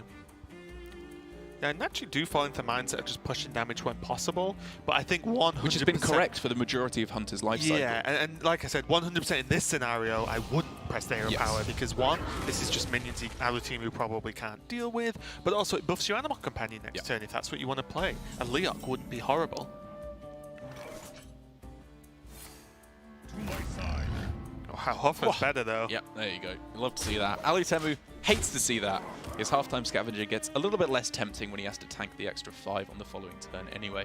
But I think it's still probably the play. Apprentice Image Ping? It's kind of tempting, actually. It is. I think you want to bank the halftime now, take the damage while you can. What happens if they go Dire Frenzy, though? If they go Dire Frenzy, you cannot play Luna's Pocket Galaxy. You just kind of lose at that point. Sorry, if you go halftime Scavenger into Luna's Pocket Galaxy, Dire Frenzy locks that plan out. You don't have to go Luna's next turn. He wants to, though. That's what he's setting up for, right? So if Apprentice image ping sets that up better, then maybe he should, right? Because the 2 mirror images, it just protects against the Dire Frenzy. He has no card draw, though, which scares me the most. I think it's better. I think it's better because of exactly Dire Frenzy. It's too devastating with the other game plan. I'm worried about Pocket Galaxy with no card draw. That's my problem. Yeah, fair enough. Maybe this is tough. Oh, and now it's tough. Yeah, the punish is there, man. Now it's Huff. Oh, Buffer was one of the. I love those nicknames. Do you remember Call the Wild? Yeah. Huffer, Buffer, and Tougher. not Huffer, Buffer, and Tougher. What was it? No, that's right. Yeah, that's it. Huffer, Buffer, and Tougher. They are actually. It kind of makes sense with what they do as well. Yes. That's quite cute. Ah, I miss that card. All right, so this is a kind of a difficult situation for Stats because I think he was probably just setting up for a deadly shot. Sorry, first of all. Now, however, the Dire Frenzy seems pretty clear. Yeah, I was going to say. I thought you were going to say post Dire Frenzy draw the decision was difficult. Enough, I was like. No, it is not, Derek. Oh. That helps, though, as now there's obviously the ability for Alutemu to go Scavenger, freeze the Huffer, and then a sweet VT on the links. Funnily enough as well, what you've got to remember is this Scavenger is technically negating the Dire Frenzy. Technically, right? If it gets value trades, right? Yes. Obviously, if it gains the overkill ability, it is negating the extra 3 damage this Huff is doing. So that's an acceptable way to look at it. Yeah, whilst not perfect, it's slowing down the game enough. And now with 2 on the board, like if Alutemu can gain 6 armor a turn, Stas has to consider what minions he can even play, because you can't just play minions into these half times. I like the swing here. I think Alutemu could have considered playing around like Marked Shot, I guess. But the thing is, if Stas' turn is Marked Shot, brilliant. And you've gained 3 armor. Happy. Exactly, yeah, sign me up to that one. As things are not as easy as they first appeared for Stas, because I think what he really, really wanted to do was Master's Call coin Big Huffer. I think Kill Command coin Deadly. Yeah, that's what I'm looking at now as well. I think Alutemu sticking these half times is how Stas loses this game. I think he just wins even if he just spends the kill command. I think he just gets there. Yeah. Or it hurts, but he gets there. I guess you don't really have to be afraid of giant Conjurers calling for a while, do you? Wait. What if he just Master's Call coins in Topher if he gets it, and just says, well, you can't value trade into 2 Huffers, right? Yeah, but then there's like freeze stuff, right? Like, what if freeze into? Oh, I was gonna go for the 3rd line of play. Yeah, so many plays. I don't think I like Unleash the Beast. I think it's the one of the weakest. Yeah. He gets to kill one, of course. You know, like that's the upside is you get to kill one off, but that's coin and coin into a 6 cost to make a 5/2 on the board after trading. It feels a little bit slower than he could have gone. So Alutemu here with the possibility to, oh man, this is tough. What is his pop-off turn? Does he go Apprentice, does he go Galaxy into one of his 1-mana spells, it doesn't really matter which, and take the value, or the trade with the Wyvern on the other? Or does he pop off this turn? It's got to be Galaxy, right? Like, Galaxy sets up for potentially such a ridiculous turn next turn. I guess he can go Apprentice as well, right? He could even just go... This is good. This is good. This is good. He could go. He could have gone Mirror Image's Giant as well. It would have got him there, right? It's true. He could have done it. I'm not saying it was the best turn, but it was an option. It's an option I wouldn't have been. I think extremely upset about. This harkens back to what I was saying of recognition of when your hand is not good enough. I think Alutemu's realized his hand is not good enough. He needs to draw next turn. And he has 6 armor, like from those half times. It's not bad. I would argue that Alutemu, if he finds any halfway reasonable cards, is winning. It's just, it's not. Those half times, they were nuts. It looked a bit dicey. Yes. But they got the job done. And the punish I was talking about was there, exactly Dire Frenzy. But he kept a level head. Yeah, showed some discipline. Yeah. See, it's turns like that, right? When I'm like, the problem with Mage is figuring out what to do with your powerful cards. Because if you do it wrong, you mess up and you can lose. And I think Alutemu could have lost the game. I think I was tunnel visioning a little bit too much on playing the Galaxy on 5, which to be fair, you know, would have had its benefits, being a little bit results-oriented, but the Arcane Intellect being picked up on turn 6 would have allowed for draw and then maybe playing of one of those big minions. But that's a little bit more risky, because obviously you don't know the AI is going to come up, you don't know you're going to draw anything off the AI. And Galaxy's weird anyway, because it's very respective of 1, how many minions you've drawn, and 2, how much card draw you have. True. Whereas now, like, our team is not really drawing a lot of minions, so even if you play it a bit more late game, what it means is now it's intellect into any minion he draws. Oof. Apprentice on the board, and Rat Trap wasn't played, Kill Command wasn't played. Ooh. I mean, yes, let's just make noises. These are some powerful plays. Yeah, this is where, I mean, if Alutemu finds Luna anytime soon, this just goes insane. Look at this. Mirror image into Sea Giant, into Mountain Giant, into whatever. Oh, we could even play the Cyclone after. Why not, right? So we can go Mountain Giant, Conjurer's Calling. You can't play everything. Conjurers? I guess. No, you're saying he goes Frostnova, sorry. Different 3-mana spell. Yeah, he can, and now, yeah, just Cyclone. Yeah, Nova, Cyclone, Sea Giant. Oh. Yeah, okay, that's disgusting. He could do everything, oh my god. Oh, those are good cards. Viable for maybe surprise lethal is pretty nuts. I mean, will it be much of a surprise when you're about to get hit for $1 million? That's also a good card, though. And is that going to help isolate the Giants for the Deadly Shot, too? Can unleash Wolf Deadly Shot. Does that get him there? It does, right? It kills 1 Giant off deck. Well, guaranteed. No, because he only has enough room for... If he goes 5. Timberwolf Unleash... Oh, 4. He only has enough room for 4. So he could go for a 2 out of 3. Oh. I mean, to kill off one of the big boys. I think he has to. He also kills the Apprentice, right? Yes, which is huge. That is a big deal. And what Staz has to consider now is, even though that turn was obviously horrendous for him, that was Alutemu only has 3 cards and they randomly generate spells. So that's the... Yeah. So he needs to survive this wave, and then you are likely to be okay, I'll say. Depending on those 3 cards, but you can't really do much about that.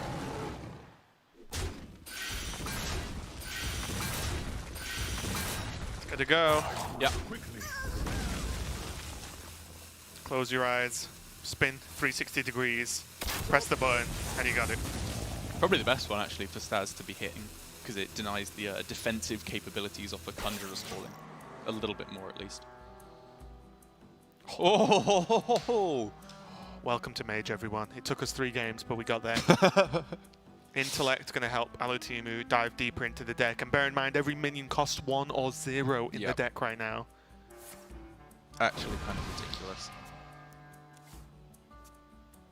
Was that a Banana Buffoon? I think it was a... yes. Yes. Yeah, what's it? And the worst part now is... Just more damage. With only 1 space on board, Staz can only play 1 minion. Yeah, which is... Best case scenario, a Huffer for 7 damage. Alutemu is nowhere near dying. Or 8 damage, sorry. Still nowhere near dying. So I would like to see everything go face it, and that's exactly what he does. Also, the fact that Huffer can't kill the Sea Giant is massive. Double kill command. Well, that can take out the Giant, as miserable as that is. Just double kill command the Giant? I mean, he's just dead if he doesn't. Right. He's 100% dead. If he doesn't kill off something, he's 100% dead. Yeah. So we could see him kill off the Mana Cyclone. Oh, actually, what he could do is go Master's Call Huffer, which is 8 damage, which then kills off the Giant instead if he wants to save. Does he guarantee a Huffer, though? I don't think so, there's but he has to start taking risks. There's a Scale Hide he's not drawn. So there's a Scale Hide, there's a Hyena, there's the other Timber. Yeah, he's not guaranteed a Huffer. So maybe double kill command and make Alutemu deal with this board. But if he doesn't get Huffer, he loses, right? Because he can't kill the Sea Giant. Well, no, he could kill command the Mana Cyclone, which means from where he's sat, he's not technically dead. Sure. I think, yeah. I like this turn the most. Really? Yeah. He loses 2 kill commands. That's so much counter. But look at his board. Yeah. Like, we can see Blast Wave, right? But we can see Blast Wave. Staz should assume his board is pretty sturdy, right? Yeah. Like, okay, the Huffer dies, and the 1/1 gets pinged. He has a 5/5 and 3 dogs. on average, you know, you just say roughly, which is still what, 8 damage, and then he knows he's got Master's Call next turn. Then he's got Rhinos, Huffers, 1-drops, 2-drops. Like, I think this plan overall, although it hurts to lose 10 damage, is solid because also the secret restricts what Alutemu can do. Yeah, this is pretty much the only play for Alutemu. I like going for it first to see if he gets any spells that shake up the how he trades. Splitting Image, not too shabby for later. Yeah, that's true actually. Conjurer's Calling, the Arcane Missiles can go face, right? Like, maybe he even goes trade into the Wyvern, then Arcane Missiles to just get some more damage face, and then ping, because he still doesn't activate the Rat Trap.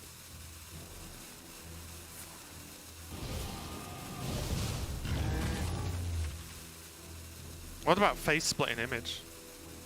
Okay. Oh, he doesn't have the. Oh yeah, he doesn't have the mana anymore, right? Oh right, sorry, yeah, he pinged, yeah. It would have had to be an Arcane Missiles, I was thinking. Snap Freeze sets up more damage going to face with the Mana Cyclone. Alutemu very clearly laying out his plan here, which is essentially Freeze Mage. What's dicey as well is if this Cyclone lives, it can push 4 next turn. The Fireballs makes it 10. The Hero Power's 11. Arcane Missiles only needs to hit once. Staz has got some powerful stuff he can do. Master's Call obviously likely finds him a Huffer, but it's also a decent chance that it gets him... Wow, okay, also a Spring Pour, which you could go for. I think Is Tundra Rhino ever better than Master's Call? So he just value trades into the 3-1? Kind of has to. Yeah, he's just praying that the Rhino survives at all costs.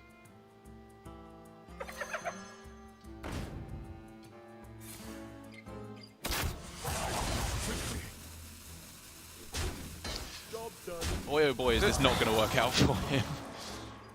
Master's Call could have found him Huffer, though, which can go face. It could have found him Spring Pour, which can trade in. The biggest thing for me is, even if it found the Shimmerfly, you just Rhino Shimmerfly trade. Sure. You know, like, you can make that trade, Yeah. I think, 100% of the time. You can do this turn, except you have a Hyena plus other beasts.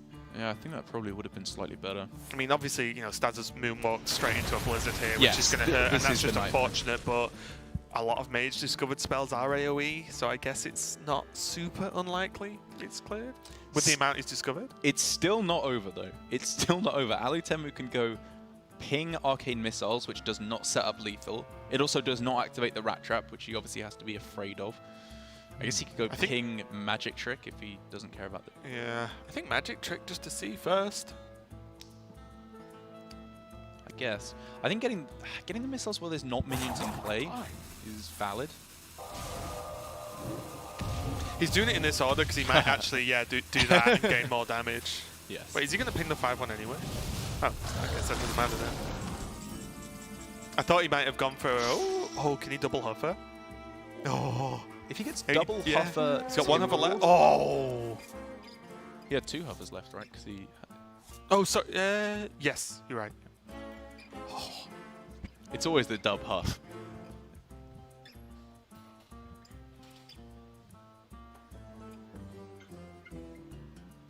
Put your opponent to 5. He just puts 2 big minions in play. Yeah, I'm thinking if there's any better way, but not with the minions he's got. You just put your opponent to 5 and put 2 big boys in the way. Actually, I guess every hero power could matter, right? How much damage? He has 14, and if he goes 2 hero powers, that's 18, which is 1 damage off lethal. Which is a huge breakpoint. That's an absolutely world of difference apart. 2 Huffers and a Shimmerfly in the middle. Dr. Shimmerfly. Quickly.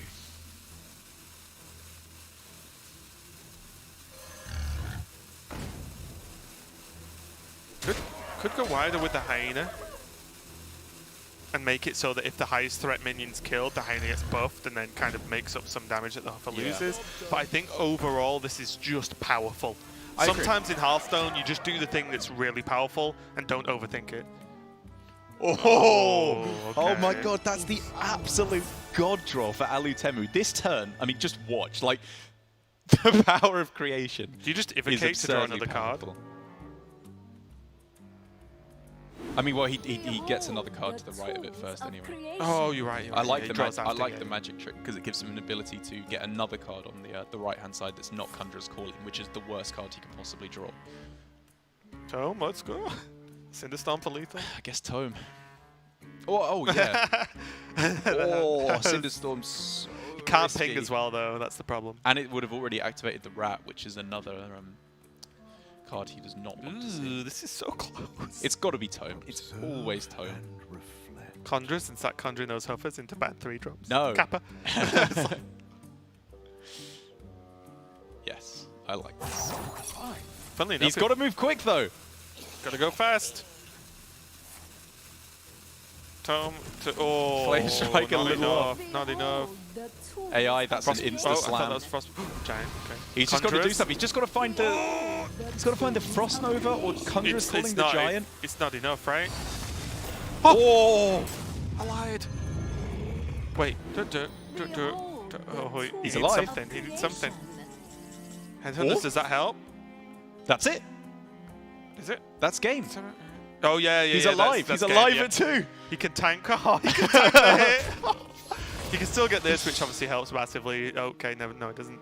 But yeah, the Headhunter's hatchet is going to mean you can hatchet and rat into the 7-8, live on 2 health, and the Hopper that is buffed to make it a buffer actually finishes up the game. And Stats goes 2-0 in his group. The Hunter pick, his class pick that he's favored throughout Grandmasters, has won him the group and going through to Sunday. It absolutely has. Our first semi-finalist here in Grandmasters. He hasn't lost a game. He's made our schedule very, very quick so far, just sailing through in a very, very easy fashion indeed. And it's got to be said, to be honest, when I saw that Staz had gone for the Hunter again, I was a little bit worried. I thought he might have got himself a little bit predictable, which has consistently proven to be a fairly large liability. Specialist players have been preying on players who are too predictable in the decks they're going for. But if anything, I would say Staz has exploited his opponent's predictability with going for the Hunter. Alutemu and Dawn, very, very strong mage players. They love to bring the deck. Staz realized that, and his comfort pick turned out to be the best counter. Well, yeah, that's the thing, right? If everyone's predictable and everyone brings their best thing and your best thing beats their best thing, then sign me Line up. them up. Yeah, that's exactly what you want to see. But I will say the big question mark now, Staz has done a fantastic job, of course, going 4-0 in his group. That's what you want to do. But the big question is, well, he ain't got mages left on the other side, or That's as many. right. He's got rogues to deal with for his potential opponents on Sunday. So that's going to be the hurdle. I guess Staz will really want to face Shaxi on Sunday because so, Shaxi's yeah. bringing a mage as well. Let's check back in with Staz. We'll see if our mics and our voices are going to sound a little bit better. Staz, can you hear us? And if you can't, it's no problem. Yeah, hi again. Okay, hello Hey again. We don't know what was going wrong before, but thanks for letting us know that you couldn't hear us. We appreciate it. How are you feeling, man? Like you've gone just breeze through 2-0 through your group. You've done your hard job for the day. Yeah, it feels really great. I mean, I didn't even expect to get here to playoffs, but 8-0 win streak. Yeah. Yeah, it's actually insane when you put together your actual consecutive wins throughout Grandmasters. I just want to ask as well, is this a huge confidence boost for Sunday for you as well? Because you have potentially harder matchups on Sunday, but you're just feeling great after this? Well, yeah, I've won some rogue matches before. I think the secrets really do well against rogue, so yeah, I'm a little bit behind, but I think I can manage. Doable. Yeah. I think you can indeed. But with your next, the 3 opponents on the other side being Shaxi, Surrender, and Tyler, is there anyone that you are especially looking forward to facing, or anyone that you're afraid of facing in particular going up against them? Of course, I want the mage. And between the 2 rogues, I haven't checked the list yet, so I'm not sure yet. That's Sunday's problem. Yeah, that's a problem for future Staz, not current tense Staz. But no, congratulations on a very, very impressive run through your group. Great job, and we'll speak to you on Sunday. Okay, see you again on Sunday. Thank you. See you, mate. Okay, well, I mean, I can't even imagine it. Like, that is the dream, isn't it? Yeah. You had a rough start to the season. You've worked really hard, got to the playoffs. Then you just done one. Yeah. Just click a few times on your mouse, boom, destroyed your group. Yeah. You through to the last day. Fantastic for Staz. And Dawn and Alutemu are not out yet. We have one more match left for the day. It's going to be those 2 going up against each other. The winner stays around. The loser goes home. Stay tuned. We'll be right back with the last match of the day.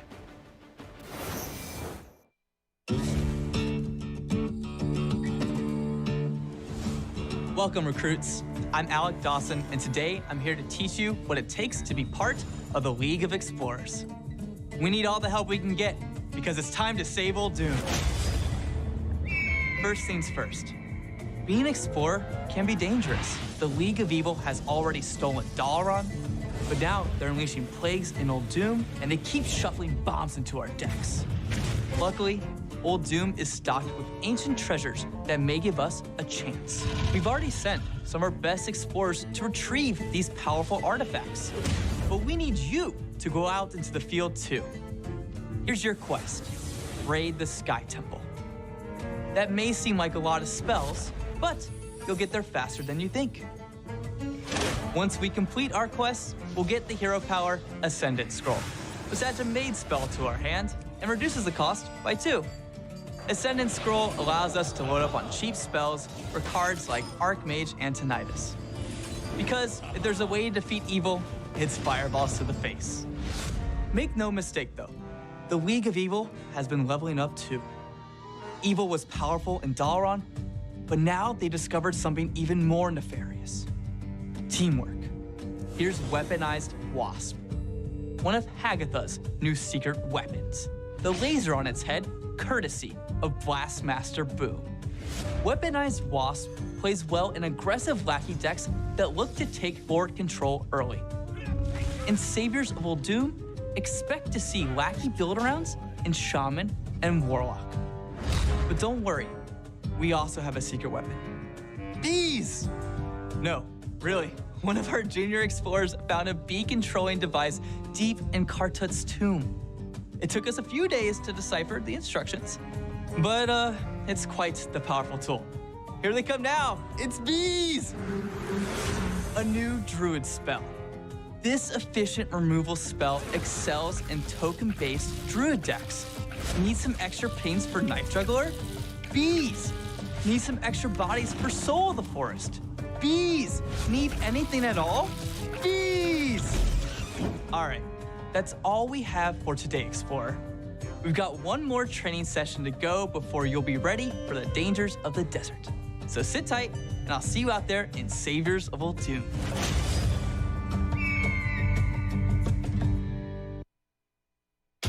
Die, insect! It's the triumphant return of the Fire Painter! How did we crash into a mountain? Hey, running into a mountain isn't an art. It's a science. Well, as long as we're stuck here, might as well have some fun. Welcome, lackeys and villains, to the Fire Festival! Dungeon crawl through Black Rock Mountain with the League of Evil! Let's show these elements who's the real king of the mountain! Next, test your skills with a random deck! But there's a twist! If you are defeated, you'll get a copy of your opponent's cards! Your reward for all this villainy? Behold, a mountain of spoils! Ours for the taking! Who's going to stop us? The trespasser! Oh, right! I forgot about this guy. Looks like we are going to need some more villains. In fact, you'll need to team up with your entire tavern to put out this fire. With every Black Rock boss we defeat together, more cards from our future in Old Doom will be revealed. There's only 25 million to conquer. So get to work! But be quick about it. The Fire Festival is only for a limited time, or until Dr. Boom can get Dalaran unstuck.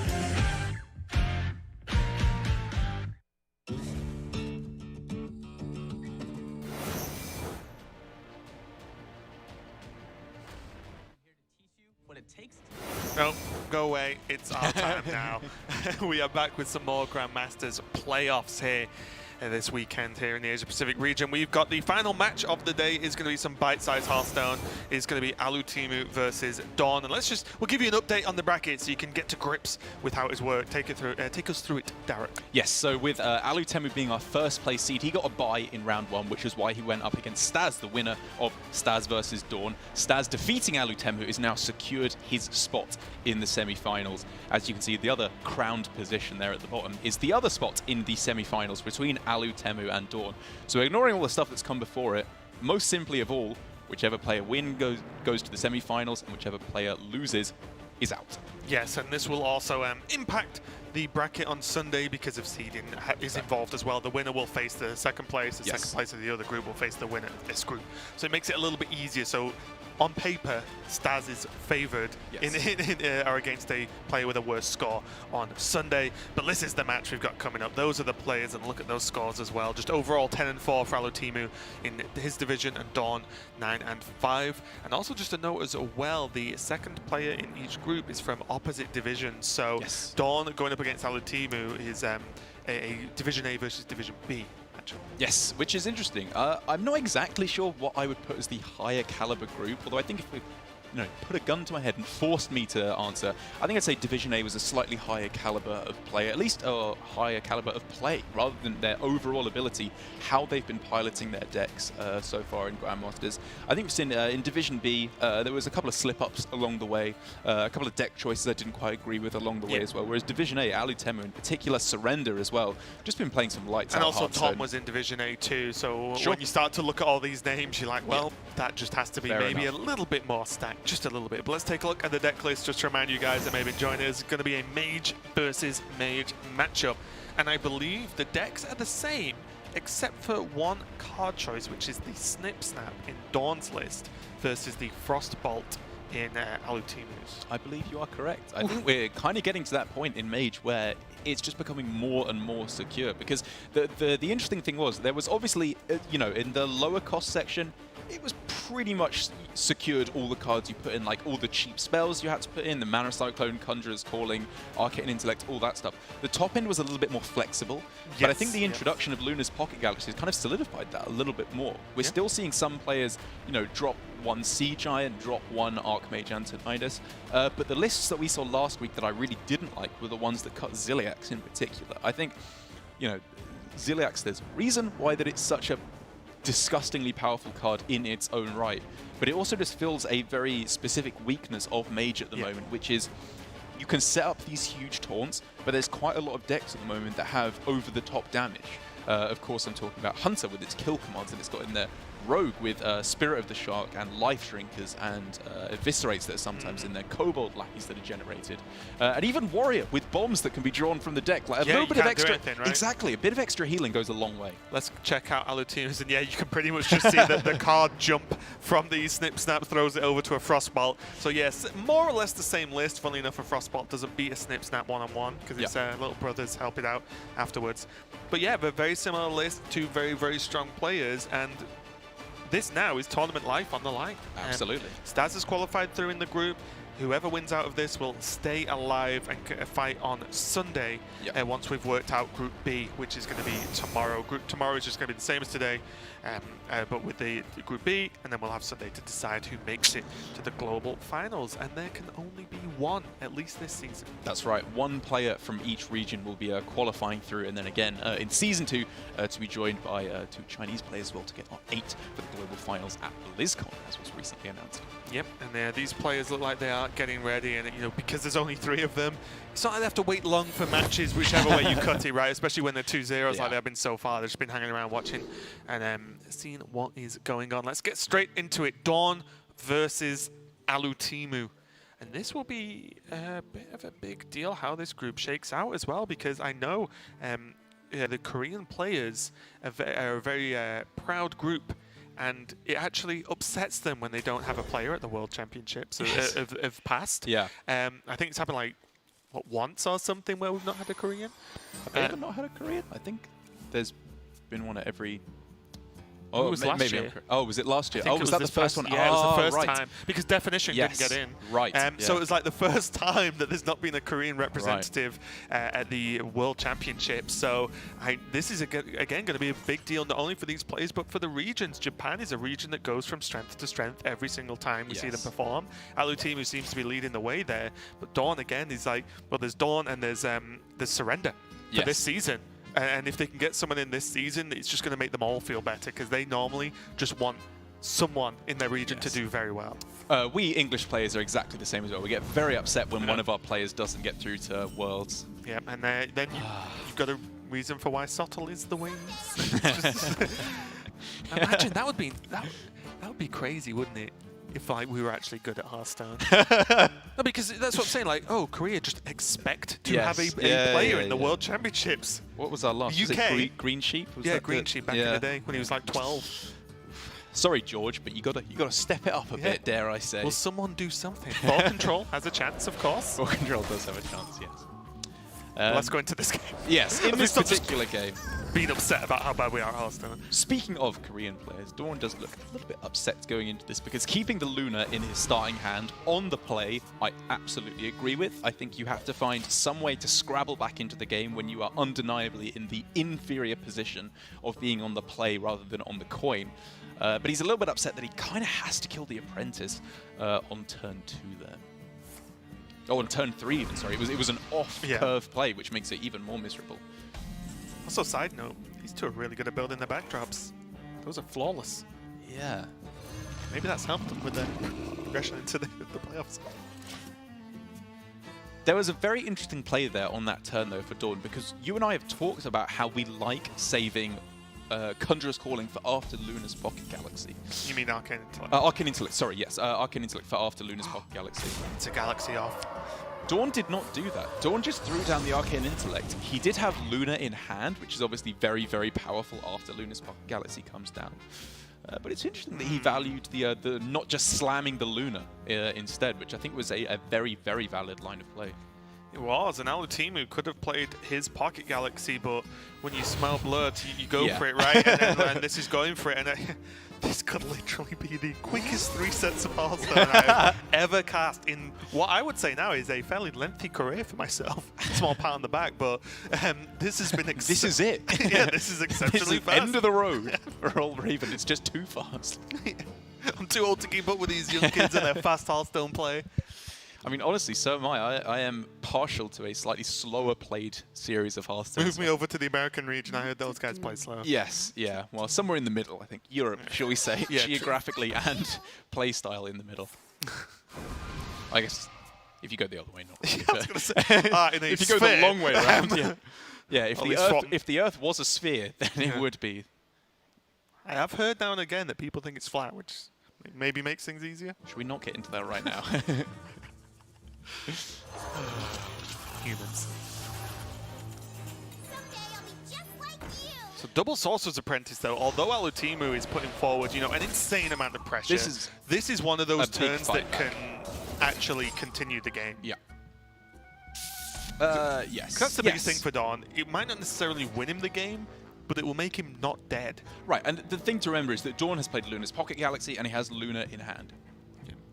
The game is never over at that just point. Has double Sea Giant right now. I mean, that's pretty solid in itself. Right, like, I would not be surprised if Dawn plays like upwards of 50 or 60 mana worth of cards on the following turn, if he's able to chain the Giants and things like that. Like, you can do some, maybe that's a bit high, but like, you can spend so much mana when you have Luna and Luna's Pocket Galaxy in play. It's actually absurd.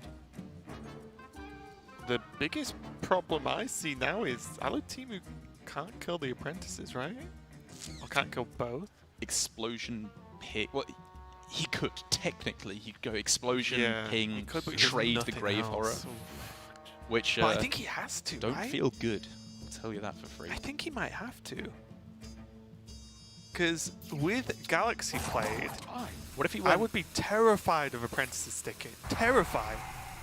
Yeah, I think that's how he could lose. Because not only are the minions cheap, the spells are cheaper. And then that 50 mana doesn't look too shabby. Yeah, if he left up both Apprentices there, Dawn, I think, could actually literally draw his whole deck. Yes. And now, the problems. Does Dawn have to like... That Conjurer's Calling was Cad... not the card that Dawn wanted to see.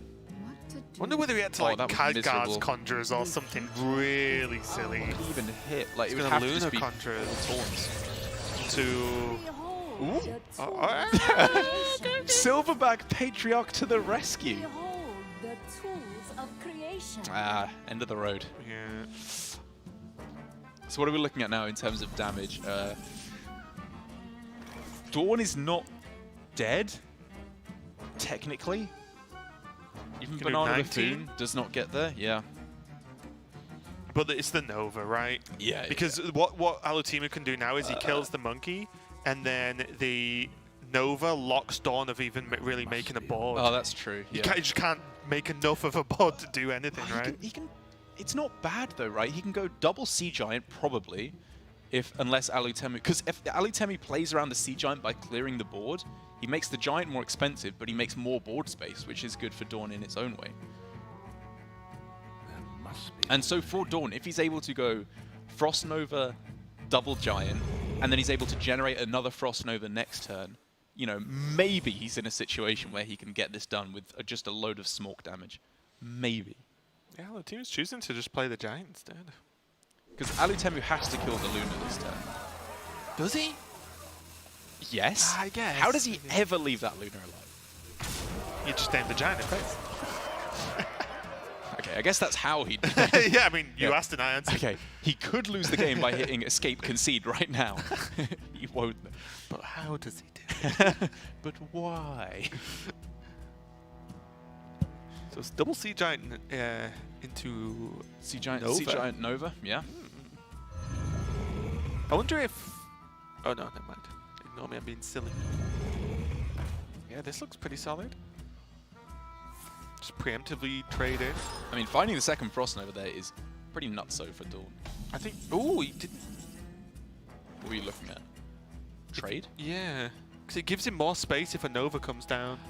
He has Conjurer's Calling and Khadgar. Like, if you just trade, next turn you have Ping to kill off the 7-5. Yeah, that's actually kind of He knows Alutimu's not got Conjurer's Calling to, like, punish the damage. Purely in terms of board space, I actually wouldn't mind trading at least one of them away.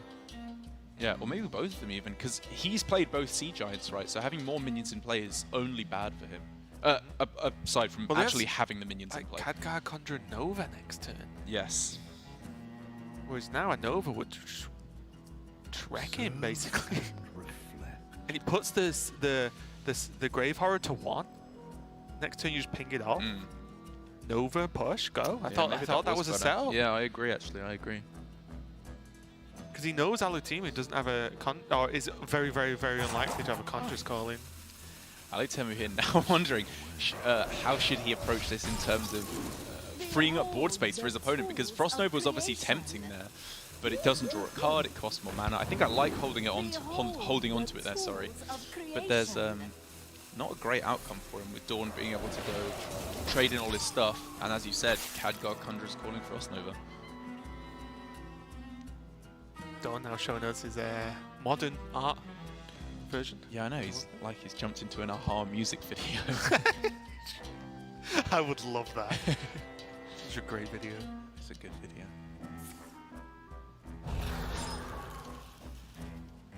So Nova, trade. That's what I'm looking at. Trade. He really just does not want to see the Frost Nova from Alutimu on the other side. As you know, this is often how these this matchup can kind of shake down to. Nova Wars. A futuristic Hearthstone expansion. Coming to Hearthstone in 2025. Nova Wars. I mean, it's Nova here. Wars. This is Nova Wars. I'll be like, Reno Jackson, the cyborg, has come back. Oh, Nova.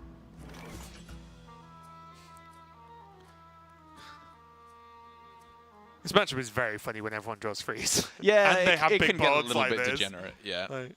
Because it is pretty much who runs out of the freezes first.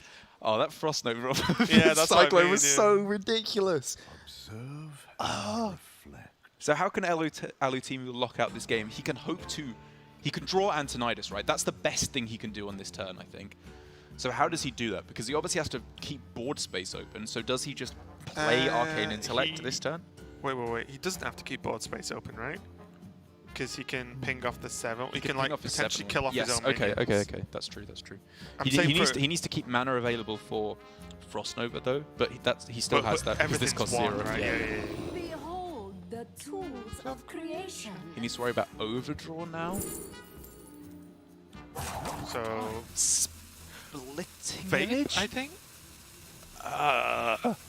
Just save some damage. I think I like splitting image. You can't. Tools of creation. He's got to move quick. He just doesn't have time to do Yeah, everything. he just wanted to play something that he can draw with. Yeah, I guess this He would is have fine. overdrawn. It gets tricky. These turns get really Does hard. he ping his own minion on this turn to free up board space and free up mana for next turn? The taunt's always going to be traded into. Oh no, No, because there's no. I don't know. Maybe. Maybe. You can ping that. These games get weird. These games get very weird. Oh, he should have, because that would have opened up exactly Antonidas lethal, right? Oh no, because he'd be 1 mana off. No, he wouldn't, because the apprentice. Yes. No, because you can't play the apprentice and Antonidas unless someone's dead. Oh, this is so tricky. This is so weird. Yeah. Oh man. Because like, yeah, you're right. So, he would have run out of board space getting again. that is fireball, ping is Yes. lethal. Yeah. But there would have been no minions to buff with a banana, no board space for apprentice and Antonidas. Yeah, you're correct. Well, there's minions to buff with the bananas. That can attack. Sorry, that can attack face. Oh right, yeah. Yes. But you just so the idea would be like. I get what you're saying. Yeah. I like that Dawn is not killing off a minion here. I think this shows good understanding. He wants to draw the card, but leave the minions in play to lock out board space as much as possible. Oh. There's no mechs to magnetize it onto, and he doesn't have Conjurer's Calling yet to cast on the Sea Giant. But he has to. I think he does it anyway, right? So what does he start with? So he needs to draw pink. Start with Ziliax. self-ping, yeah. And this does mean that because he didn't ping last turn, he's down 2 mana, but obviously he did not know that Dawn would have generated a third it Frost had to Nova. be Nova. Yes. Because even if it was Blizzard, it would have killed off minions Right, for him, that's a which good would have been point. fine, obviously. Yes. So yeah, it was literally Nova that was this much of an issue.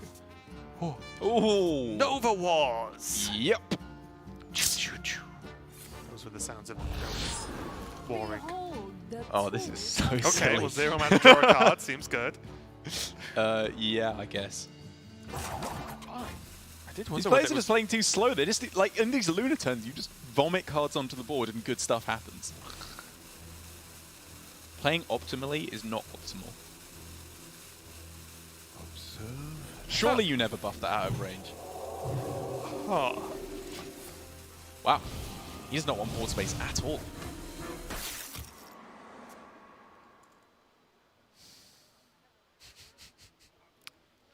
Well, Dawn loses.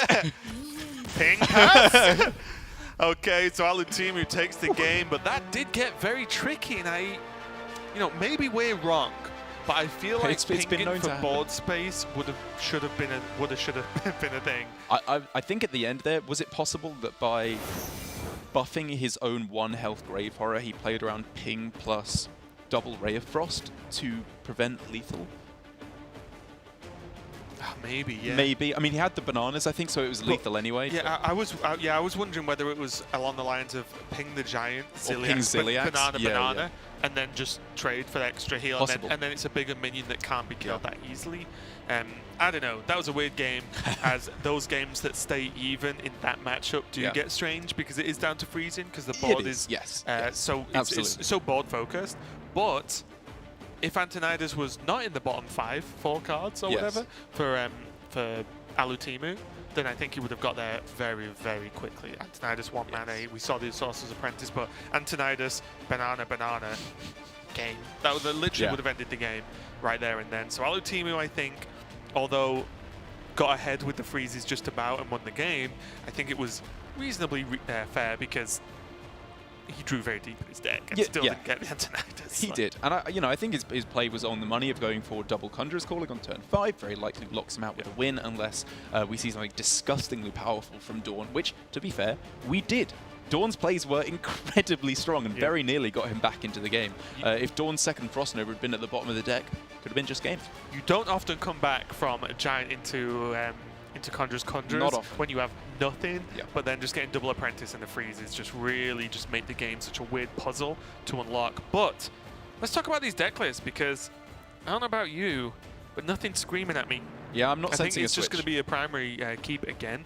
There are pros and cons to some of the decks, like Alutimu, for example, in his tertiary deck, which you could argue is anti-warrior, has the Snip Snap, Twilight Drakes, and the Cairn. Yes. But it loses 2 Frost Novas, and I don't If we think ever you needed can an lose Frost example, Nova. yeah, we saw how absurdly powerful those are. As we just got confirmation, they're sticking on the primary. The Sea Giants and the Frost Novas are pretty key in the mirror, I think, to be able to get those kind of cheesing out a victory in the mid to late stages of the game. It honestly surprises me how many times I see plays like Khadgar Mirror Images Sea Giant. It's not a combo I ever really initially thought about, obviously when the deck was appearing and becoming refined.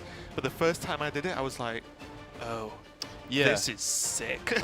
That's a weird one, because in the Mage matchup, we've seen consistently in GM players being punished for, in specifically the mirror, going for Khadgar Mirror Image, because they have no board space to play stuff. But I agree, in those kind of matchups, you don't. In a lot of matchups, you don't want to take out Mirror Image and Siege. Yeah, it's definitely an interesting one, isn't it? Because there's just so much you can do with this deck. It's really kind of is, absurd because you can play almost however you want to play. You can play very aggressive. You can play a bit slower.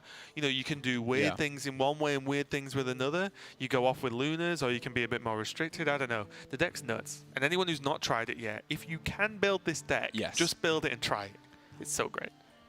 Fair warning, you will probably lose a few games before you win one. This deck is probably the most powerful deck in Hearthstone. It's not easy to play. Or maybe you won't. But maybe you're Hunter Ace listening right now and you will build this deck and win lots of games with it. Counter warning, you will win some games by just playing Giant Conjurers. That is also true. So, you know, it does even itself out over time. But let's go into game number 2. Alutimu versus Dawn for their tournament playoff life here. If one of, well, whichever one, not if, someone has to lose. Yes. Whichever player loses this has to try again in Season 2 to get a spot at the Global Finals. The winner is still in with a run. That's a good point to mention. These players, if they lose, they're not out of Grandmasters. They'll still all be back in Season 2. Surprise rule! You're out. A trapdoor opens in their house. Gone. It's like a weird rule where, like, it's just ultimate high-stakes Hearthstone, where the people who didn't qualify for playoffs, oh, they're in Season 2. But you're in playoffs. It's all or nothing at this point. You either get to the Global Finals or you are out. Alutimu with a clearly puzzling play on turn 1 of whether to play the magic trick. I was going to say, if he hits exactly Astral Rift as the only 2-mana card that effectively adds a card to your hand in the Mage pool, he'll be very happy. He did hit literally exactly that one card, which I think allows him to play Giant the turn earlier. Or at the very least, Giant with some other powerful stuff. Oh. Even if the stuff he got is some Hot Garbo. Oh no, wait. Test Subject into Conjurer's Calling to get another Conjurer's Calling. Does that net you 1 positive because you get another Twin Spell version back to your hand? If you use the Twin Spell, yeah. So you literally will be up 1, but you will have 1 drops on the board. That's going to happen this game. I'm putting it on the line. Okay. If that happens, I'll pay for the cab home, Raven. Even though I probably would have done that anyway because it's my turn. I'm pretty sure you should be paying regardless. But thank you, Derek. You are so generous as always. How will Test I ever Subject, repay double you? Ray of Frost. More Ray of Frost. He could just kill off his own guy. Oh, funnily enough. Test Subject's the nuts. It gets him to Mountain Giant quicker. Yes, exactly. It adds a... Oh, no, wait. It would net this... Oh, no, wait. Would it give him 1 more card? Yeah, it would gain... It would end up with the same amount of not cards. in hand, but it gains him more value, right? Yes, he would end up with... He would be exchanging a Test Subject for a Ray of Frost. It's not bad with bananas, is it? It's not bad with bananas, Raven. You are not right. You're not incorrect. Woo! Victory. The possibilities are endless.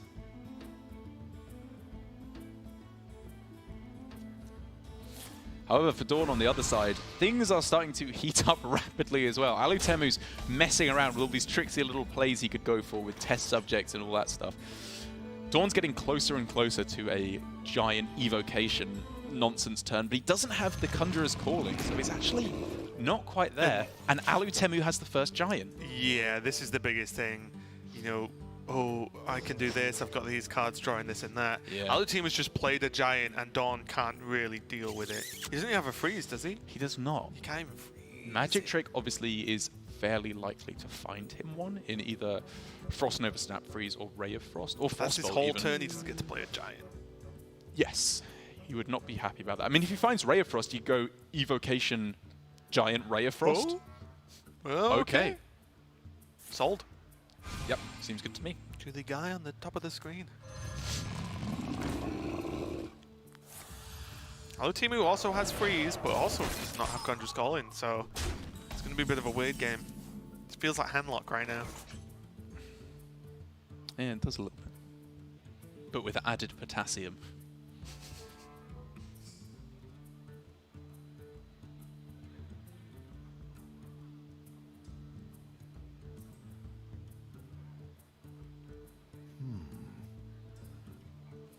I wonder if Luna freeze ever stacks up. Just to get it on the board. Yeah. That's interesting. Because I feel like Alutimi just wants Conjurers, right? And the quickest way to get there. Yeah, Luna Frostbolt isn't good because you know there's double Banana, which can then value trade. So it'd have to be exactly Luna double Ray of Frost.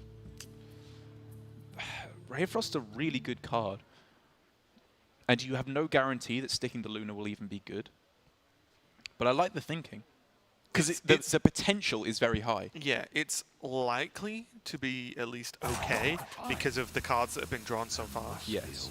There's 2 giants already been drawn and done, so it's reasonable. This is the weird thing about Banana Buffoon, isn't it? It's just that in these situations, it's like, cool, I've got more cards. Can't use them, really, but I've got more. Yeah.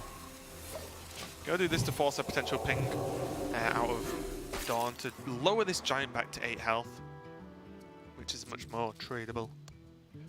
Oh, Dawn now with his own powerful pickup. His Luna with the Ray of Frost on the right-hand side looks a little bit more tempting. Behold the Because he got the tools of freeze, I guess he doesn't creation. have to go for the trade of the Banana Buffoon into the giant, because that's definitely what I was looking at first of all, just to make it so that there couldn't be a value trade and then a Conjurer's Calling, but it's frozen, so it can't go for that. So instead he can take his own value trade. Yeah, and there's also double bananas as well, wasn't there, anyway, to get that one step up if you needed it. Dawn just edging ahead. But there is still freeze for Alutimu. There's still no Conjurer's Calling on either side. There's still Luna mirror images, though. True. But Dawn's got a Sea Giant. Yeah, that just opens up Sea Giant for his opponent. He uses up board space, which Dawn may not trade into. Maybe we see Mirror Image Sea Giant. Mirror Image Sea Giant with a Ray of Frost thrown in there as well. It leaves the Luna, but I don't think there's any way to even kill that off. Oh yeah, you just freeze. Oh, I mean, you could go Frostbolt Ping. Which maybe is worth it. I think I like getting the Sea Giant out.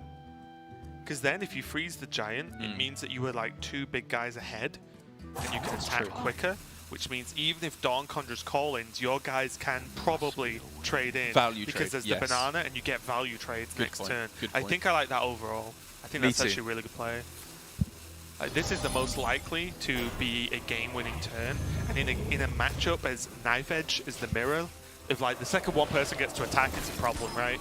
So I think I really like this actually. It's huge. I think I also like Alutimu not playing out the test subject, although it was technically free to be able to be played down on this turn. I think on average it's just bad. Like, it just takes up a board space. The tools of Like, you know, he could obviously do stupid stuff like Frostbolting his own test subject to get a Frostbolt back, but that's just wasted mana. He can very easy late game play it and use the Conjurer's Calling on it if he really wants to value. So he doesn't even need to play it now. It's not like it's completely 100% useless all the time. It's just not going to do well now when he needs to actually have a board available for him.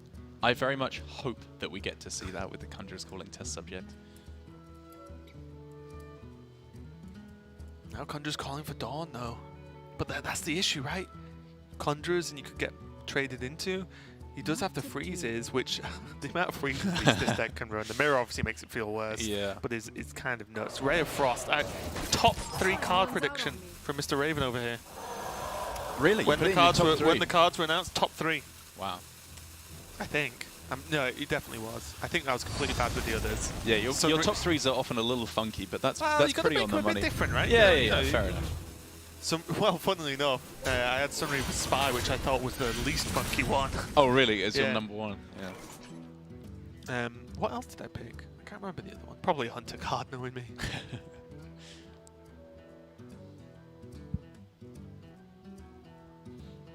And now Alutimu would love a Frost Nova.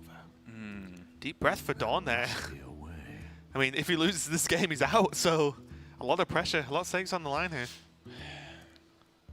Alutimu has to find a way to just not die next turn. Alutimu could go like Stargazer Luna, Banana Evocation Cyclone, which obviously generates and draws a card.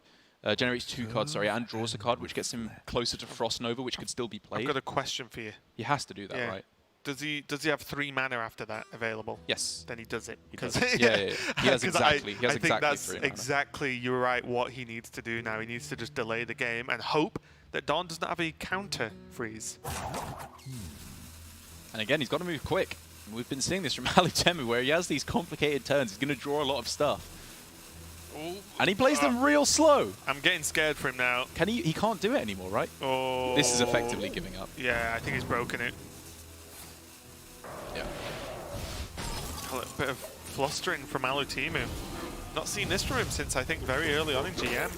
Yeah, we haven't actually. And I guess, okay, sorry, giving up is a bit strong. But this is not the play he needed to make, I think. 19 damage to face is what this is. Yes, exactly. Like, which, yeah. And with the pickup of the the Frost Nova off the top. Oh man, maybe Dawn doesn't even have to go for that. We could just see. So he could trade in both his small minions and then just go Khadgar Conjurers on the giant, Well, the mountain he giant. can discover a spell, and then depending on what he gets, he can like banana buff the minions and maybe even get lethal. If he gets what exactly? Frostbolt? Yeah. No, it won't be enough. Actually, it's 1 mana. Or maybe he just goes trade in Frost Nova Conjurer's Calling. Like, it's also strong.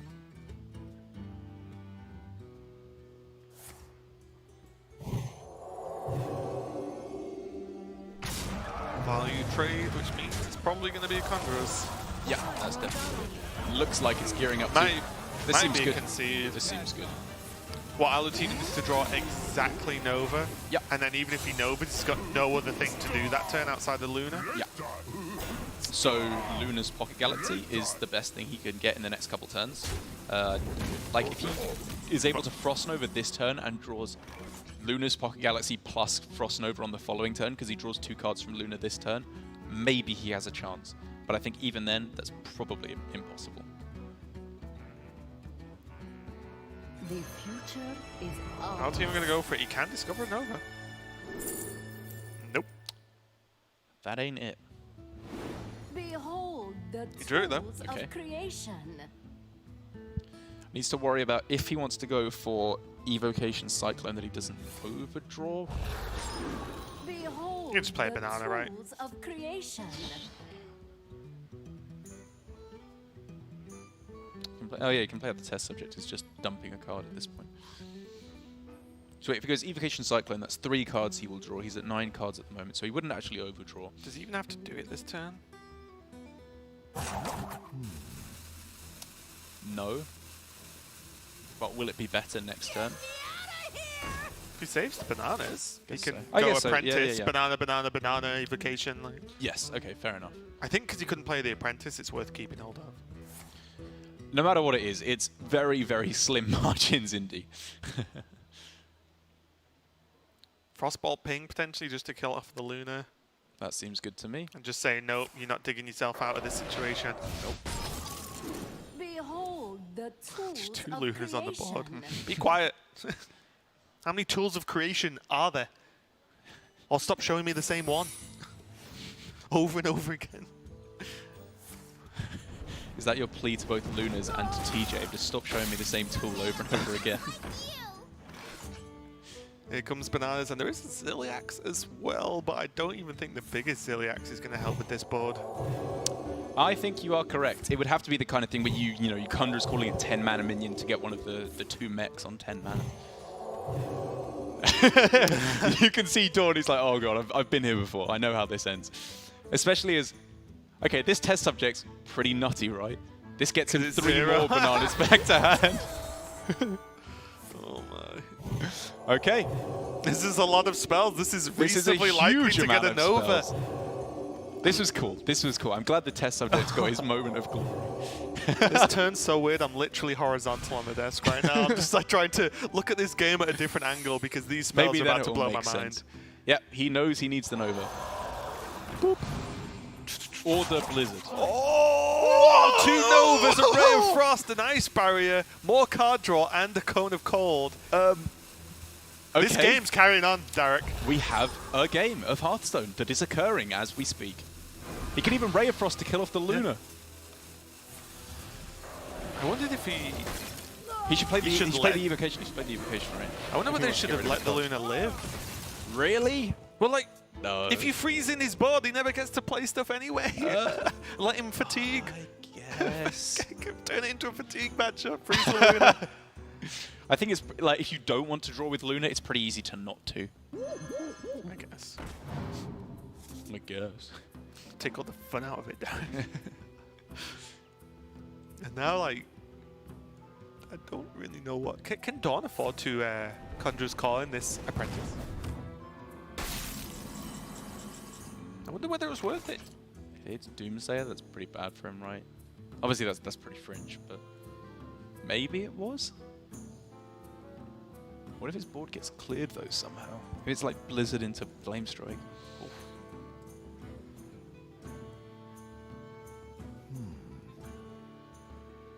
So Alotemu obviously has an extra turn of freeze, but he needs to do something impressive in the meanwhile. Beryllium. Into Ziliax? Yeah, Beryllium into Nova into Ziliax. That's not that good. I mean, it's pretty strong, I guess. Gets up to 7 attack, but it's not game-winningly strong. I don't think anything Alotemu has in his hand right now is game-winningly strong. Not anything he has in his hand, no. So does he have to get the God draw off of Book of Spectres? Oh, is he going to go for Cone of Cold this turn? Fine. Oh. There's still... Reading the book. That'll do. Woof. Okay, So he needs not ideal. Antonidas, right? He's not even played Luna, though, so Antonidas is pretty lackluster. Luna's Galaxy. Yeah. Yeah. As opposed to Luna, the card Luna. I said Lunas, didn't I? Oh, sorry, I thought I heard Luna. I don't know what I said anymore. Losing me ruddy mind.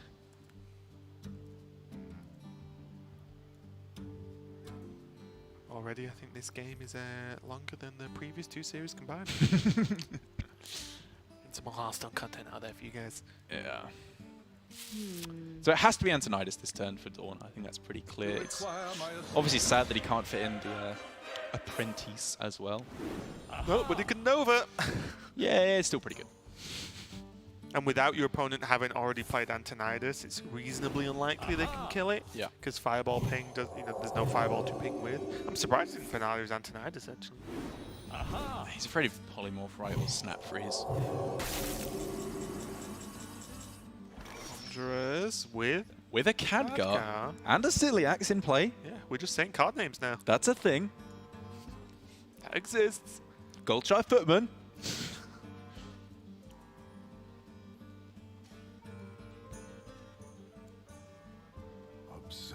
Oh man, these games are getting so complicated. So at the moment, like trading in the Ziliax is something that he wants to do, but it's also something that he kind of can't do. So what is his best chance of winning? Is it magnetize the nullifier and then it goes up to 10 health and then he can value trade Khadgar? He can't conjures it if it's Beryllium. Oh yeah, it's untargetable. Oh, of course. It's just these self-balancing abilities of this card is like, haha, I'm buff now, so do more damage, but you cannot target me and buff me more. Oh, Conjur's calling on the Antonidas just feels miserable. Oh, he got the Giggling Inventor though, so it worked out pretty well. Oh my god, 3 mana mid. What? Oh, Alotemu sits up, he just did the action, we did. Oh, so now he trades everything. He trades everything in. Yes, he should. I hope he traded everything in. For Alotemu's sake. Did he miss with the other apprentice? Oh, I guess the other apprentice needs a ping. So obviously double trade with the Giggling Inventor and the Buffoon, Trade with Deals the 4 to the board. well, that would deal 2, right? And then he would trade with the other one, which deals the 4. Yeah, if they both die. Right. It, Yeah. it Sorry. deals Yes. 4 Yes. to the board. Sorry, if they both yeah. die.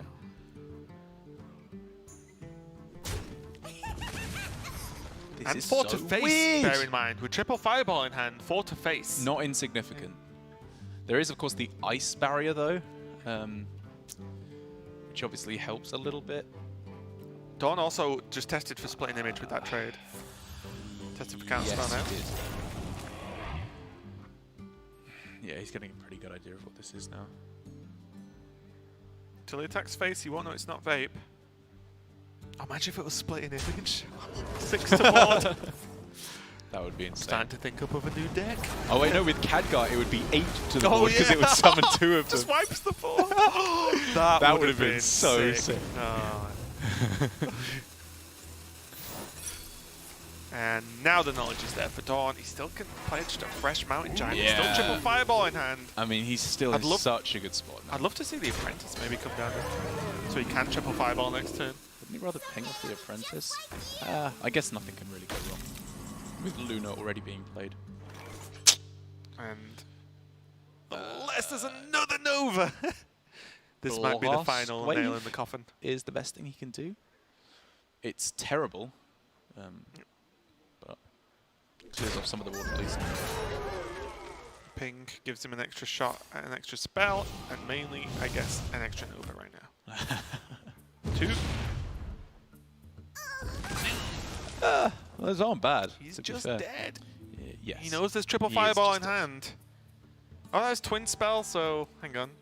So 12, 13, 20 damage he has, so he's not actually dead this turn. Flame Strike ping on the following turn wouldn't even keep him alive, though. Observe and reflect. What a weird game this has been. These have been super complicated on both sides. I'm glad I'm not one of those 2 players. Yeah. Well, I kind of wish I was to be that good at Hearthstone, but not in this exact moment. This is just a hard game. Especially not Alutimu in this game. As it looks more and more like we are going to be heading to that. That game 3 to be deciding everything here.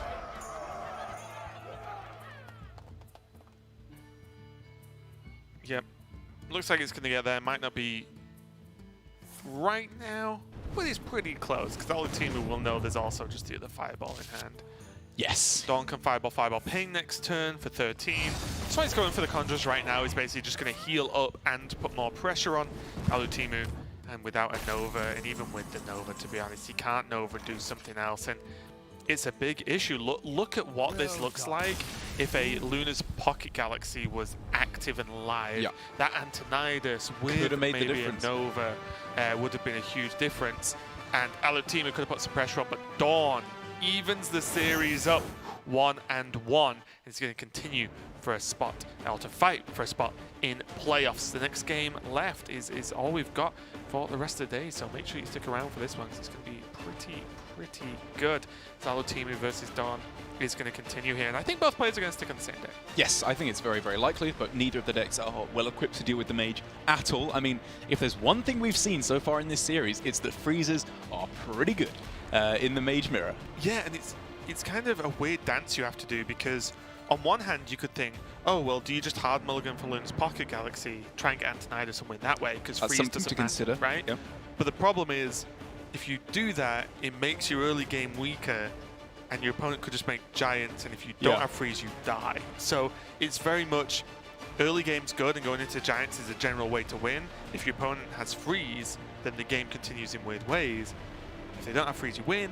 But if you just go for Antonidas and they build giants, you're dead. So it's such a weird way, like, you have to just adapt on the fly to what you can possibly do. Either way, I think Luna's Pocket Galaxy is 100% keep in the mirror. I think it's so good. Yeah, I think you're probably right. Like, you have to be careful, because the kind of hands that you're talking about, like, it's the Luna's hands, the giant hands, which are kind of the slow ones. Like, I think there's generally 2 main camps. It's the slow ones, like I said, with Luna's Pocket Galaxy and the giants, and the quick ones with Apprentice, Cyclone, Banana Buffoon, and I would say generally the slower ones lose to the faster ones, but the slower ones, if your opponent is not doing nothing, are less powerful overall. The quicker ones are less powerful than the slower ones, even though they beat the slower ones. It It's gets just a weird matchup yes, to play. It's very, very really, weird. really weird. And as you probably know, it's a weird matchup to cast as well, as it's just who gets what freezes and when, and who slips in some extra damage. And then also, I just think Dawn getting that Antonidas really sealed the game, because it became less about when the freezes run out to is there a gap anywhere in the freeze, and we saw that Dawn could get an attack in with one giant because there wasn't enough, and that opened up with like, okay, one giant plus 3 fireballs is often lethal, even if it's over the course of a couple of turns. Yes. I hope to see in this series, though, or in this final game, a little bit different of a game, because we've seen both sides now. It's been pretty clearly one player in the lead, and freezes have decided the game. Like game 1 in particular was very, very much whoever had the last freeze was in the good spot there. But I think it can be very interesting in these matchups when both players are going for a slightly more scrappy start to the game, when they're having to piece together these powerful starts with cheap spells and mana cyclone, rather than the blowout victories with giants and the Luna's Pocket Galaxy as well in the late game. I think those can be a little bit more difficult to play and a bit more exciting to watch. It's less confusing as to what on earth is going on.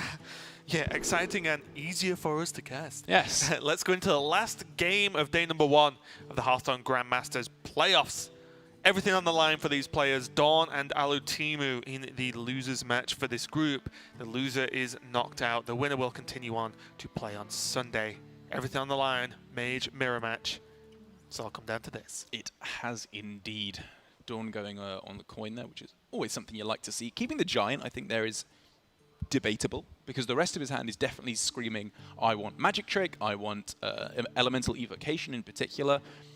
Even as like Banana Buffoon, Arcane Intellect, like there are a lot of cards that work very well with a cheap Sorcerer's Apprentice Mana Cyclone hand. But at the same time, you know, Mana Cyclone, if it does what it's supposed to do, will generate a lot of spells, which just makes Giant cheaper. Yeah, I think the more I see the mirror, the more I kind of see that there's never really a problem with hand size, because both players normally play slow enough that there's not any emergency reactions going on. So I think the giant gets its work done a lot, even with a quick opening. But here we go. Luna's Pocket Galaxy and Alutimu's opening hand looks very, very nice. The Banana Buffoon to help widen the hand a little bit for any giant draws. But Dawn has the giant, has an intellect, has an apprentice, has the cyclone. Right. And a coin. Wow. That's a lot of stuff. He does, but Alutemu, as it currently stands, kind of has the god hand. Like, just being able to go Apprentice, Banana Buffoon. I mean, you can just look. He prays there that this Apprentice does not get dealt with, because look what happens if it doesn't. Yeah, already this could snowball out of control. Yes, just being able to go for Pocket Galaxy on the next turn. Yeah, that's I was just nuts. gonna say. Or double Conjurer's Calling on the Banana Buffoon. Maybe that's even better. Like, it's just so aggressive. And what's the reaction? Conjurer's Calling? There's not much as it currently stands. There really isn't much. I'm just going to go for Arcane Intellect and say, right, okay, well, Daruk, here's what you want. Aggro versus Giant. Oh, yes. It's looking like, at least. Oh, Ziliax just isn't a bad follow-up either. Really it's not not the bad at best all. draw in the world, but to get Pocket Galaxy down now, Ziliax to help keep pressure up next turn, maybe if there's images. I like Pocket Galaxy. I guess. You have 2 turns to draw one good thing. Yeah. And I guess Conjurer's Calling is... You're still in a really good spot on the following turn, but I don't know. Double Conjurer's Calling there was pretty juicy. It was. My view, actually, is that with the amount of cards Dawn has, double Conjurers is the same as no Conjurers if a Nova comes down. Whereas using that turn to go Pocket Galaxy, I have, what, 7 damage pushing this turn? And yeah, I guess that opens up Sea Giant stuff more. And this is probably on average just more powerful. Ooh. If Dawn goes for the ping, it does limit the rest of his turn a lot. I mean, really here, Dawn needs to be worried about hand space. Huh. Yeah, I guess the coin was supposed to come down. I wonder if he should have held on to the coin, though, because coin in this instance was like, wow, that was a good card. Yeah. However, when you can do that, I guess that's a little bit more powerful. Okay, so now there's the bridge turn for Alutimu that was pretty much planned. I think Ziliax into the Sorcerer's Apprentice is just fine. I don't think anything else fancy needs to be done. Conjurer's Calling double Frost Nova. Yeah, probably was. Probably, yeah. Double Ray of Frost, I think, is overkill. I agree. Like, this is just the bridge. You were almost always going to play Ziliax unless you draw something, exactly a giant next turn. Fair enough. Dawn can answer with a Ziliax of his own, but with this many cards in hand, I like doing something a little bit more aggressive. Yeah, it's basically saying you probably don't have the answer to this giant. And I think this is, you know, generally a good understanding of this matchup, is that you have the liberty to just throw down the giant. Oh. So we're probably going to see a Conjurer's Calling now, right, on the I think banana so. Ray of buffoon. Frost, Conjurers, Evocation go. All sounds good to me. Maybe you Conjurers first, I guess. You attack Conjurers Yes, first, because you just could to get check. Questing Adventurer. And reflect. I guess the punish would be Sand Drudge, which would fill up your board with 1/1s. And even that's not that bad. It's pretty good, actually, I guess. It's okay. Well, you've only used one spell, so Yes, you just hold, yeah, right? Yeah. Okay. Definitely not bad. Yeah, not terrible. Dawn's on The 16 taunt is health, pretty you good. know? Yeah, Like, yeah. Maybe you... He's playing to his advantage. Yeah. Yeah, let's generate some spells. He has Nova for next turn, and Alutimu doesn't really want the game to continue anyway, so getting an extra spell from, you know, dealing 2 damage to a giant, although it doesn't seem fantastic, could actually be the difference. Shooting Star, Conjurers, another Nova and a Scorch, that's going to be 1 mana. That's next pretty turn. good. That's actually, for 4 spells, that's very strong. It's not what he wanted, though, is it? I think What did Alutimu he wanted want? aggression. Draw? Fireballs? Well, look at this outcome, right? Imagine this outcome. He gets to push, what, 5 next turn minimum, maybe 7 with the catapult, and then he just has some damage. Like he could just pink Dawn down potentially. Yeah. Only 1 grave for it is a little bit scary though for Dawn. Oh no, card draw for Alutimu. And no minions being found at all. Yeah. Oh, but just think how quickly he could pull it back. If he draws Mountain Giant and just goes Giant Conjurers Conjurers or Giant Conjurers Frost Nova, like, it turns around so quickly. It does. Or Antonidas in the Absolute Dream. There must be a way. The issue is right now, the good thing for Alutimu is that he has double Nova and Dawn has 1. And as you quite rightly said, that the last Nova wins normally. I wonder if this could be a return to the days of yore with the self-ping to enrage the Tauren Chieftain. To push some extra damage? Yeah. I'm not even sure if it's good, I just want to see it. I think I think double trade, go face, Conjures again into Nova maybe? Ugh, this turn... That doesn't feel great. I mean, does any play feel great? Yeah. Wait, can Shooting Star target your own minions? Maybe. I honestly don't shoot. I want to say no, because I've never seen it. So that's literally how I'm judging this. Deal 1 damage to a minion, did it say? Yeah. Because that could have like opened up more mana, but it was 6 mana was the break point, right? Yeah, so it I didn't think matter. 4 versus 5 mana, yeah, really doesn't make too much difference. Flame Strike, push 16. I think, however, the old iconic duo of Khadgar into Conjurer's Calling. You think that's better than Flame Strike? Actually, yeah, you're probably right. Flame Strike, 16 to the face, let's go. Because now he's doing 0 damage. What if he gets frozen? I am the real Khadgar. He then... I am the real Kogo. But then he has Antonidas and stuff to generate fireballs. Okay. If he gets no taunts, though, it's the kind of situation where Alutemu could actually just win the game. These images should not have soaked 16 damage this turn, honestly. Do you think that was just a Flame Strike turn? Well, he has Antonidas. Yes, it's not 1 mana, but he has some cheap spells. He can go Antonidas Fireball. He can go Antonidas Nova for extra damage late game. I don't know. Dawn doesn't look happy either. Right, well, this was the nightmare for him. I don't think those 1 mana soaked 16 damage, Derek, when Dawn needed to catch up. I fully understand the of the play. time, he was so happy. I fully understand the play. Maybe I'm too hard on those images just soaked 2 giant hits. Yeah. Oh. Now. Does he kill the Khadgar? Why? Yeah, it's probably got to be all face, right? Like, his plan is just freeze. Yeah. Or Just draw go. Antonidas. Just push damage. Push damage. What? Oof. I mean, that was unlikely for Dawn, of course, to not get any taunts. Yes. There must be a way. Still, I think you just leave Khadgar up, enjoy. Yeah, because, I mean, well, if a Conjurer's Calling comes down now... Doesn't matter. It creates the same amount of minions, because the board's frozen. It's actually less likely for there to be a Grave Horror, right? Because there's only a 50% chance for there to be a Grave Horror, because the first one is copied, rather than a 75% chance for there to be a Grave Horror. Yeah, because you can't Conjurers twice as well. Yes. If he leaves the Khadgar on. Yeah, I like this. I think this is right. Oh, I guess, sorry, he could do it twice on one minion, and then that one minion that is a Mountain Giant could become. Yeah. But I think he only has one copy left anyway, so it's only one copy he can go for. And now, does it have to be Antonidas Nova? We can't do that, right? It costs 7. Oh, sorry, it's on 8. No, I don't know. I just, at this point with this many freezes, I was like, we must be on turn 15 by now. Yeah. But yeah, it's only turn 8. Wow. So is it Ziliax or the Pocket Galaxy? If it's Ziliax, this shooting star is going to be pretty nice. More defensive, yeah. Sets up to not die to... Doesn't have to heal up. Another giant. So, shooting star, ping, Nova, pass. Need to play the giant this I mean, turn. he can play everything this turn. Yeah, he you can know just what? Play literally he doesn't everything. need to, but what's the punish? Yeah, Yes. I guess you play everything.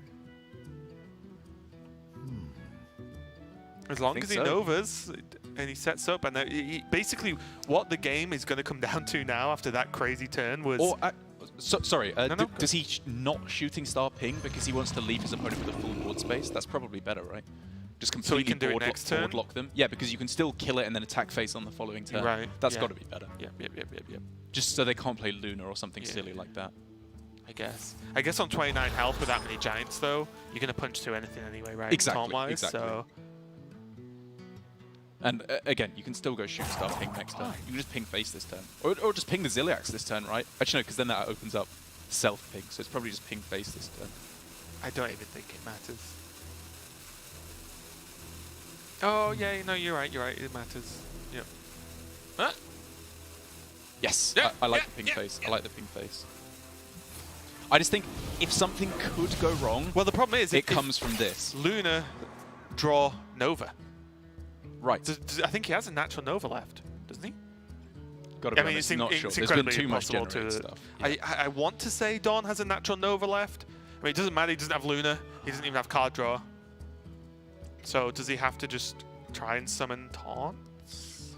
Arcane Explosion, Flame Strike does not clear off enough stuff. Nope. Leaves 2 giants on the board. Yeah.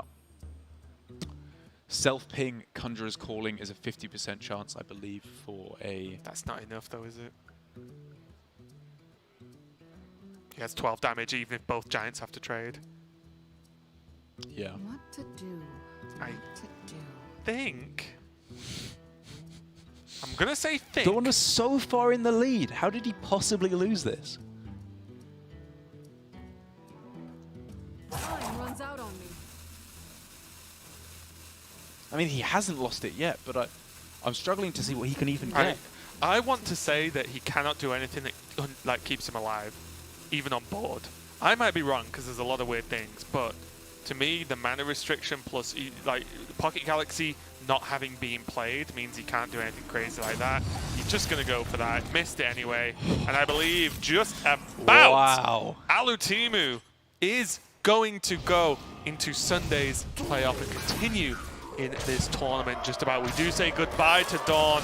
A fantastic run and a great representation for his team Cloud9, who have done well across the board in Grandmasters. But Alutimu, it looked dicey, but the #1 player from Division A is sticking around for this weekend.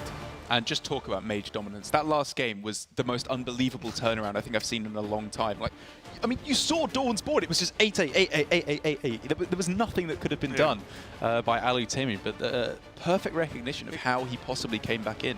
Yeah, it's super weird, right? Because obviously I talked a lot about the Flame Strike just being able to push 16.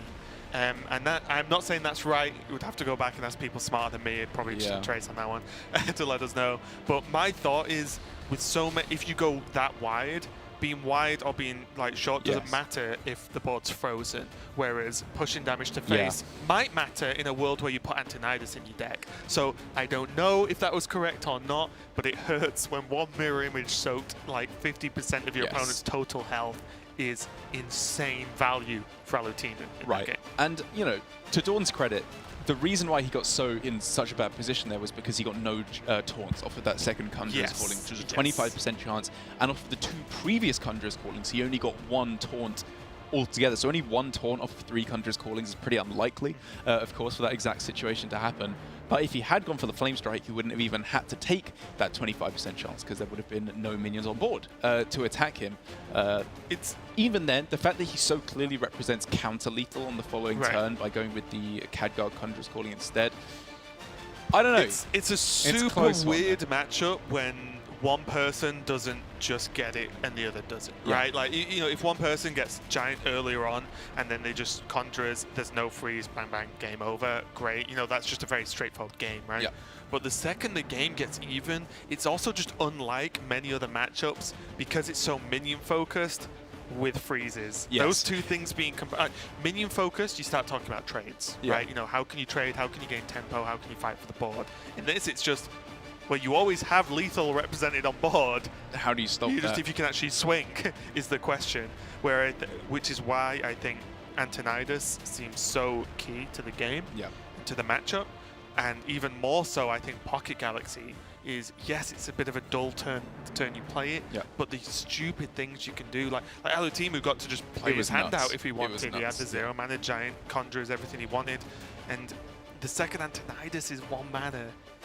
Oh, you can just win the game when you shouldn't be allowed, so to speak, because it just ignores the freeze. That's right. And also credit to Alutimu as well for, I suppose you'd call it breaking serve, of being the first player in that matchup to win on the play rather than on the coin. Both the previous victories went to the player with the coin, which is generally what will happen. That is the biggest advantage you can have in the Mage Mirror. But I think, you know, we saw what was likely to happen that game. He was likely to just get demolished because Dawn had such a dominating start, but he turned it around. You have to be able to outwit and trick your opponent in these Mage matchups, which is not easy to do. But Alutemu, I think, is a very strong contender with this Mage deck when we get to see him again on Sunday. Yeah, let's check out the bracket and see how everything has shaken out as Staz and Alutimu go through, and also a bit of a slap in the face for Division B, isn't it? So you go back over to Division B, friend, as Dawn took the loss and is eliminated now. But the 2 out of 3 Division A players that are in playoffs have made it through. Staz winning the group in very convincing fashion with that Hunter versus Mage matchup. Might have a bit of a difficult day on Sunday when he comes up to potentially go against some Rogues. But then Alutimu just hanging on there in one of the weirdest matches of Hearthstone I've ever cast, to be honest. It was very weird. It was definitely a day of 2 halves, with the 2 destroyings that Staz threw down with the Hunter up against the Mage, just going 2-0 both series, and then Alutemu with a very, very close victory over Dawn there. That does mean that we are done with our Asia Pacific A for our playoffs this weekend. Yeah, it is, and that's what we've got coming up tomorrow as well. So it's the same again as we had today, but with the Group B plus Surrender. So you've got Shaxi as the top seed, which means he does effectively already 1-0 up in the group, which is why he's moved ahead. And then Surrender versus versus Tyler, maybe at Global Finals. Surrender versus Tyler is going to play out, and then we'll play it out like we have done today. Another 3 matches going to be happening tomorrow, and then we're going to follow up on Sunday with the finals day at the playoffs and decide which Asia Pacific player from this season is going to book a spot in those global finals. That is exactly right. Only 1 player from the Asia Pacific region will get to go per season. Obviously, Grandmasters season 1 player goes, and then another in season 2. But Tyler versus Surrender, that's a matchup I'm looking forward to, not only because of the very high caliber of player, 2 players I'm very fond of personally, but also just a Rogue Mirror. I'm glad that we're getting to see a Rogue Mirror. I think those can be very, very volatile and a little bit more basic in terms of the understandings you have to have in Hearthstone. It's minion trading going face. It's a little bit less absurd than the Mage Mirrors. And a pair of players who haven't played against each other all season, because Tyler's from Division B, Surrender from Division A, so we get to see those clash for the first time tomorrow. And that was it. We're done. Only 3 matches a day this weekend. So we hope you enjoyed it. It was a crazy Group A being played out. We're going to have Group B tomorrow, but the same thing that's happened here is happening for the European broadcast and the Americas as well. So we've got some more Hearthstone coming up a bit later in the day, but enjoy a bit of a longer break than normal. Thanks a lot for watching, and we'll see you tomorrow.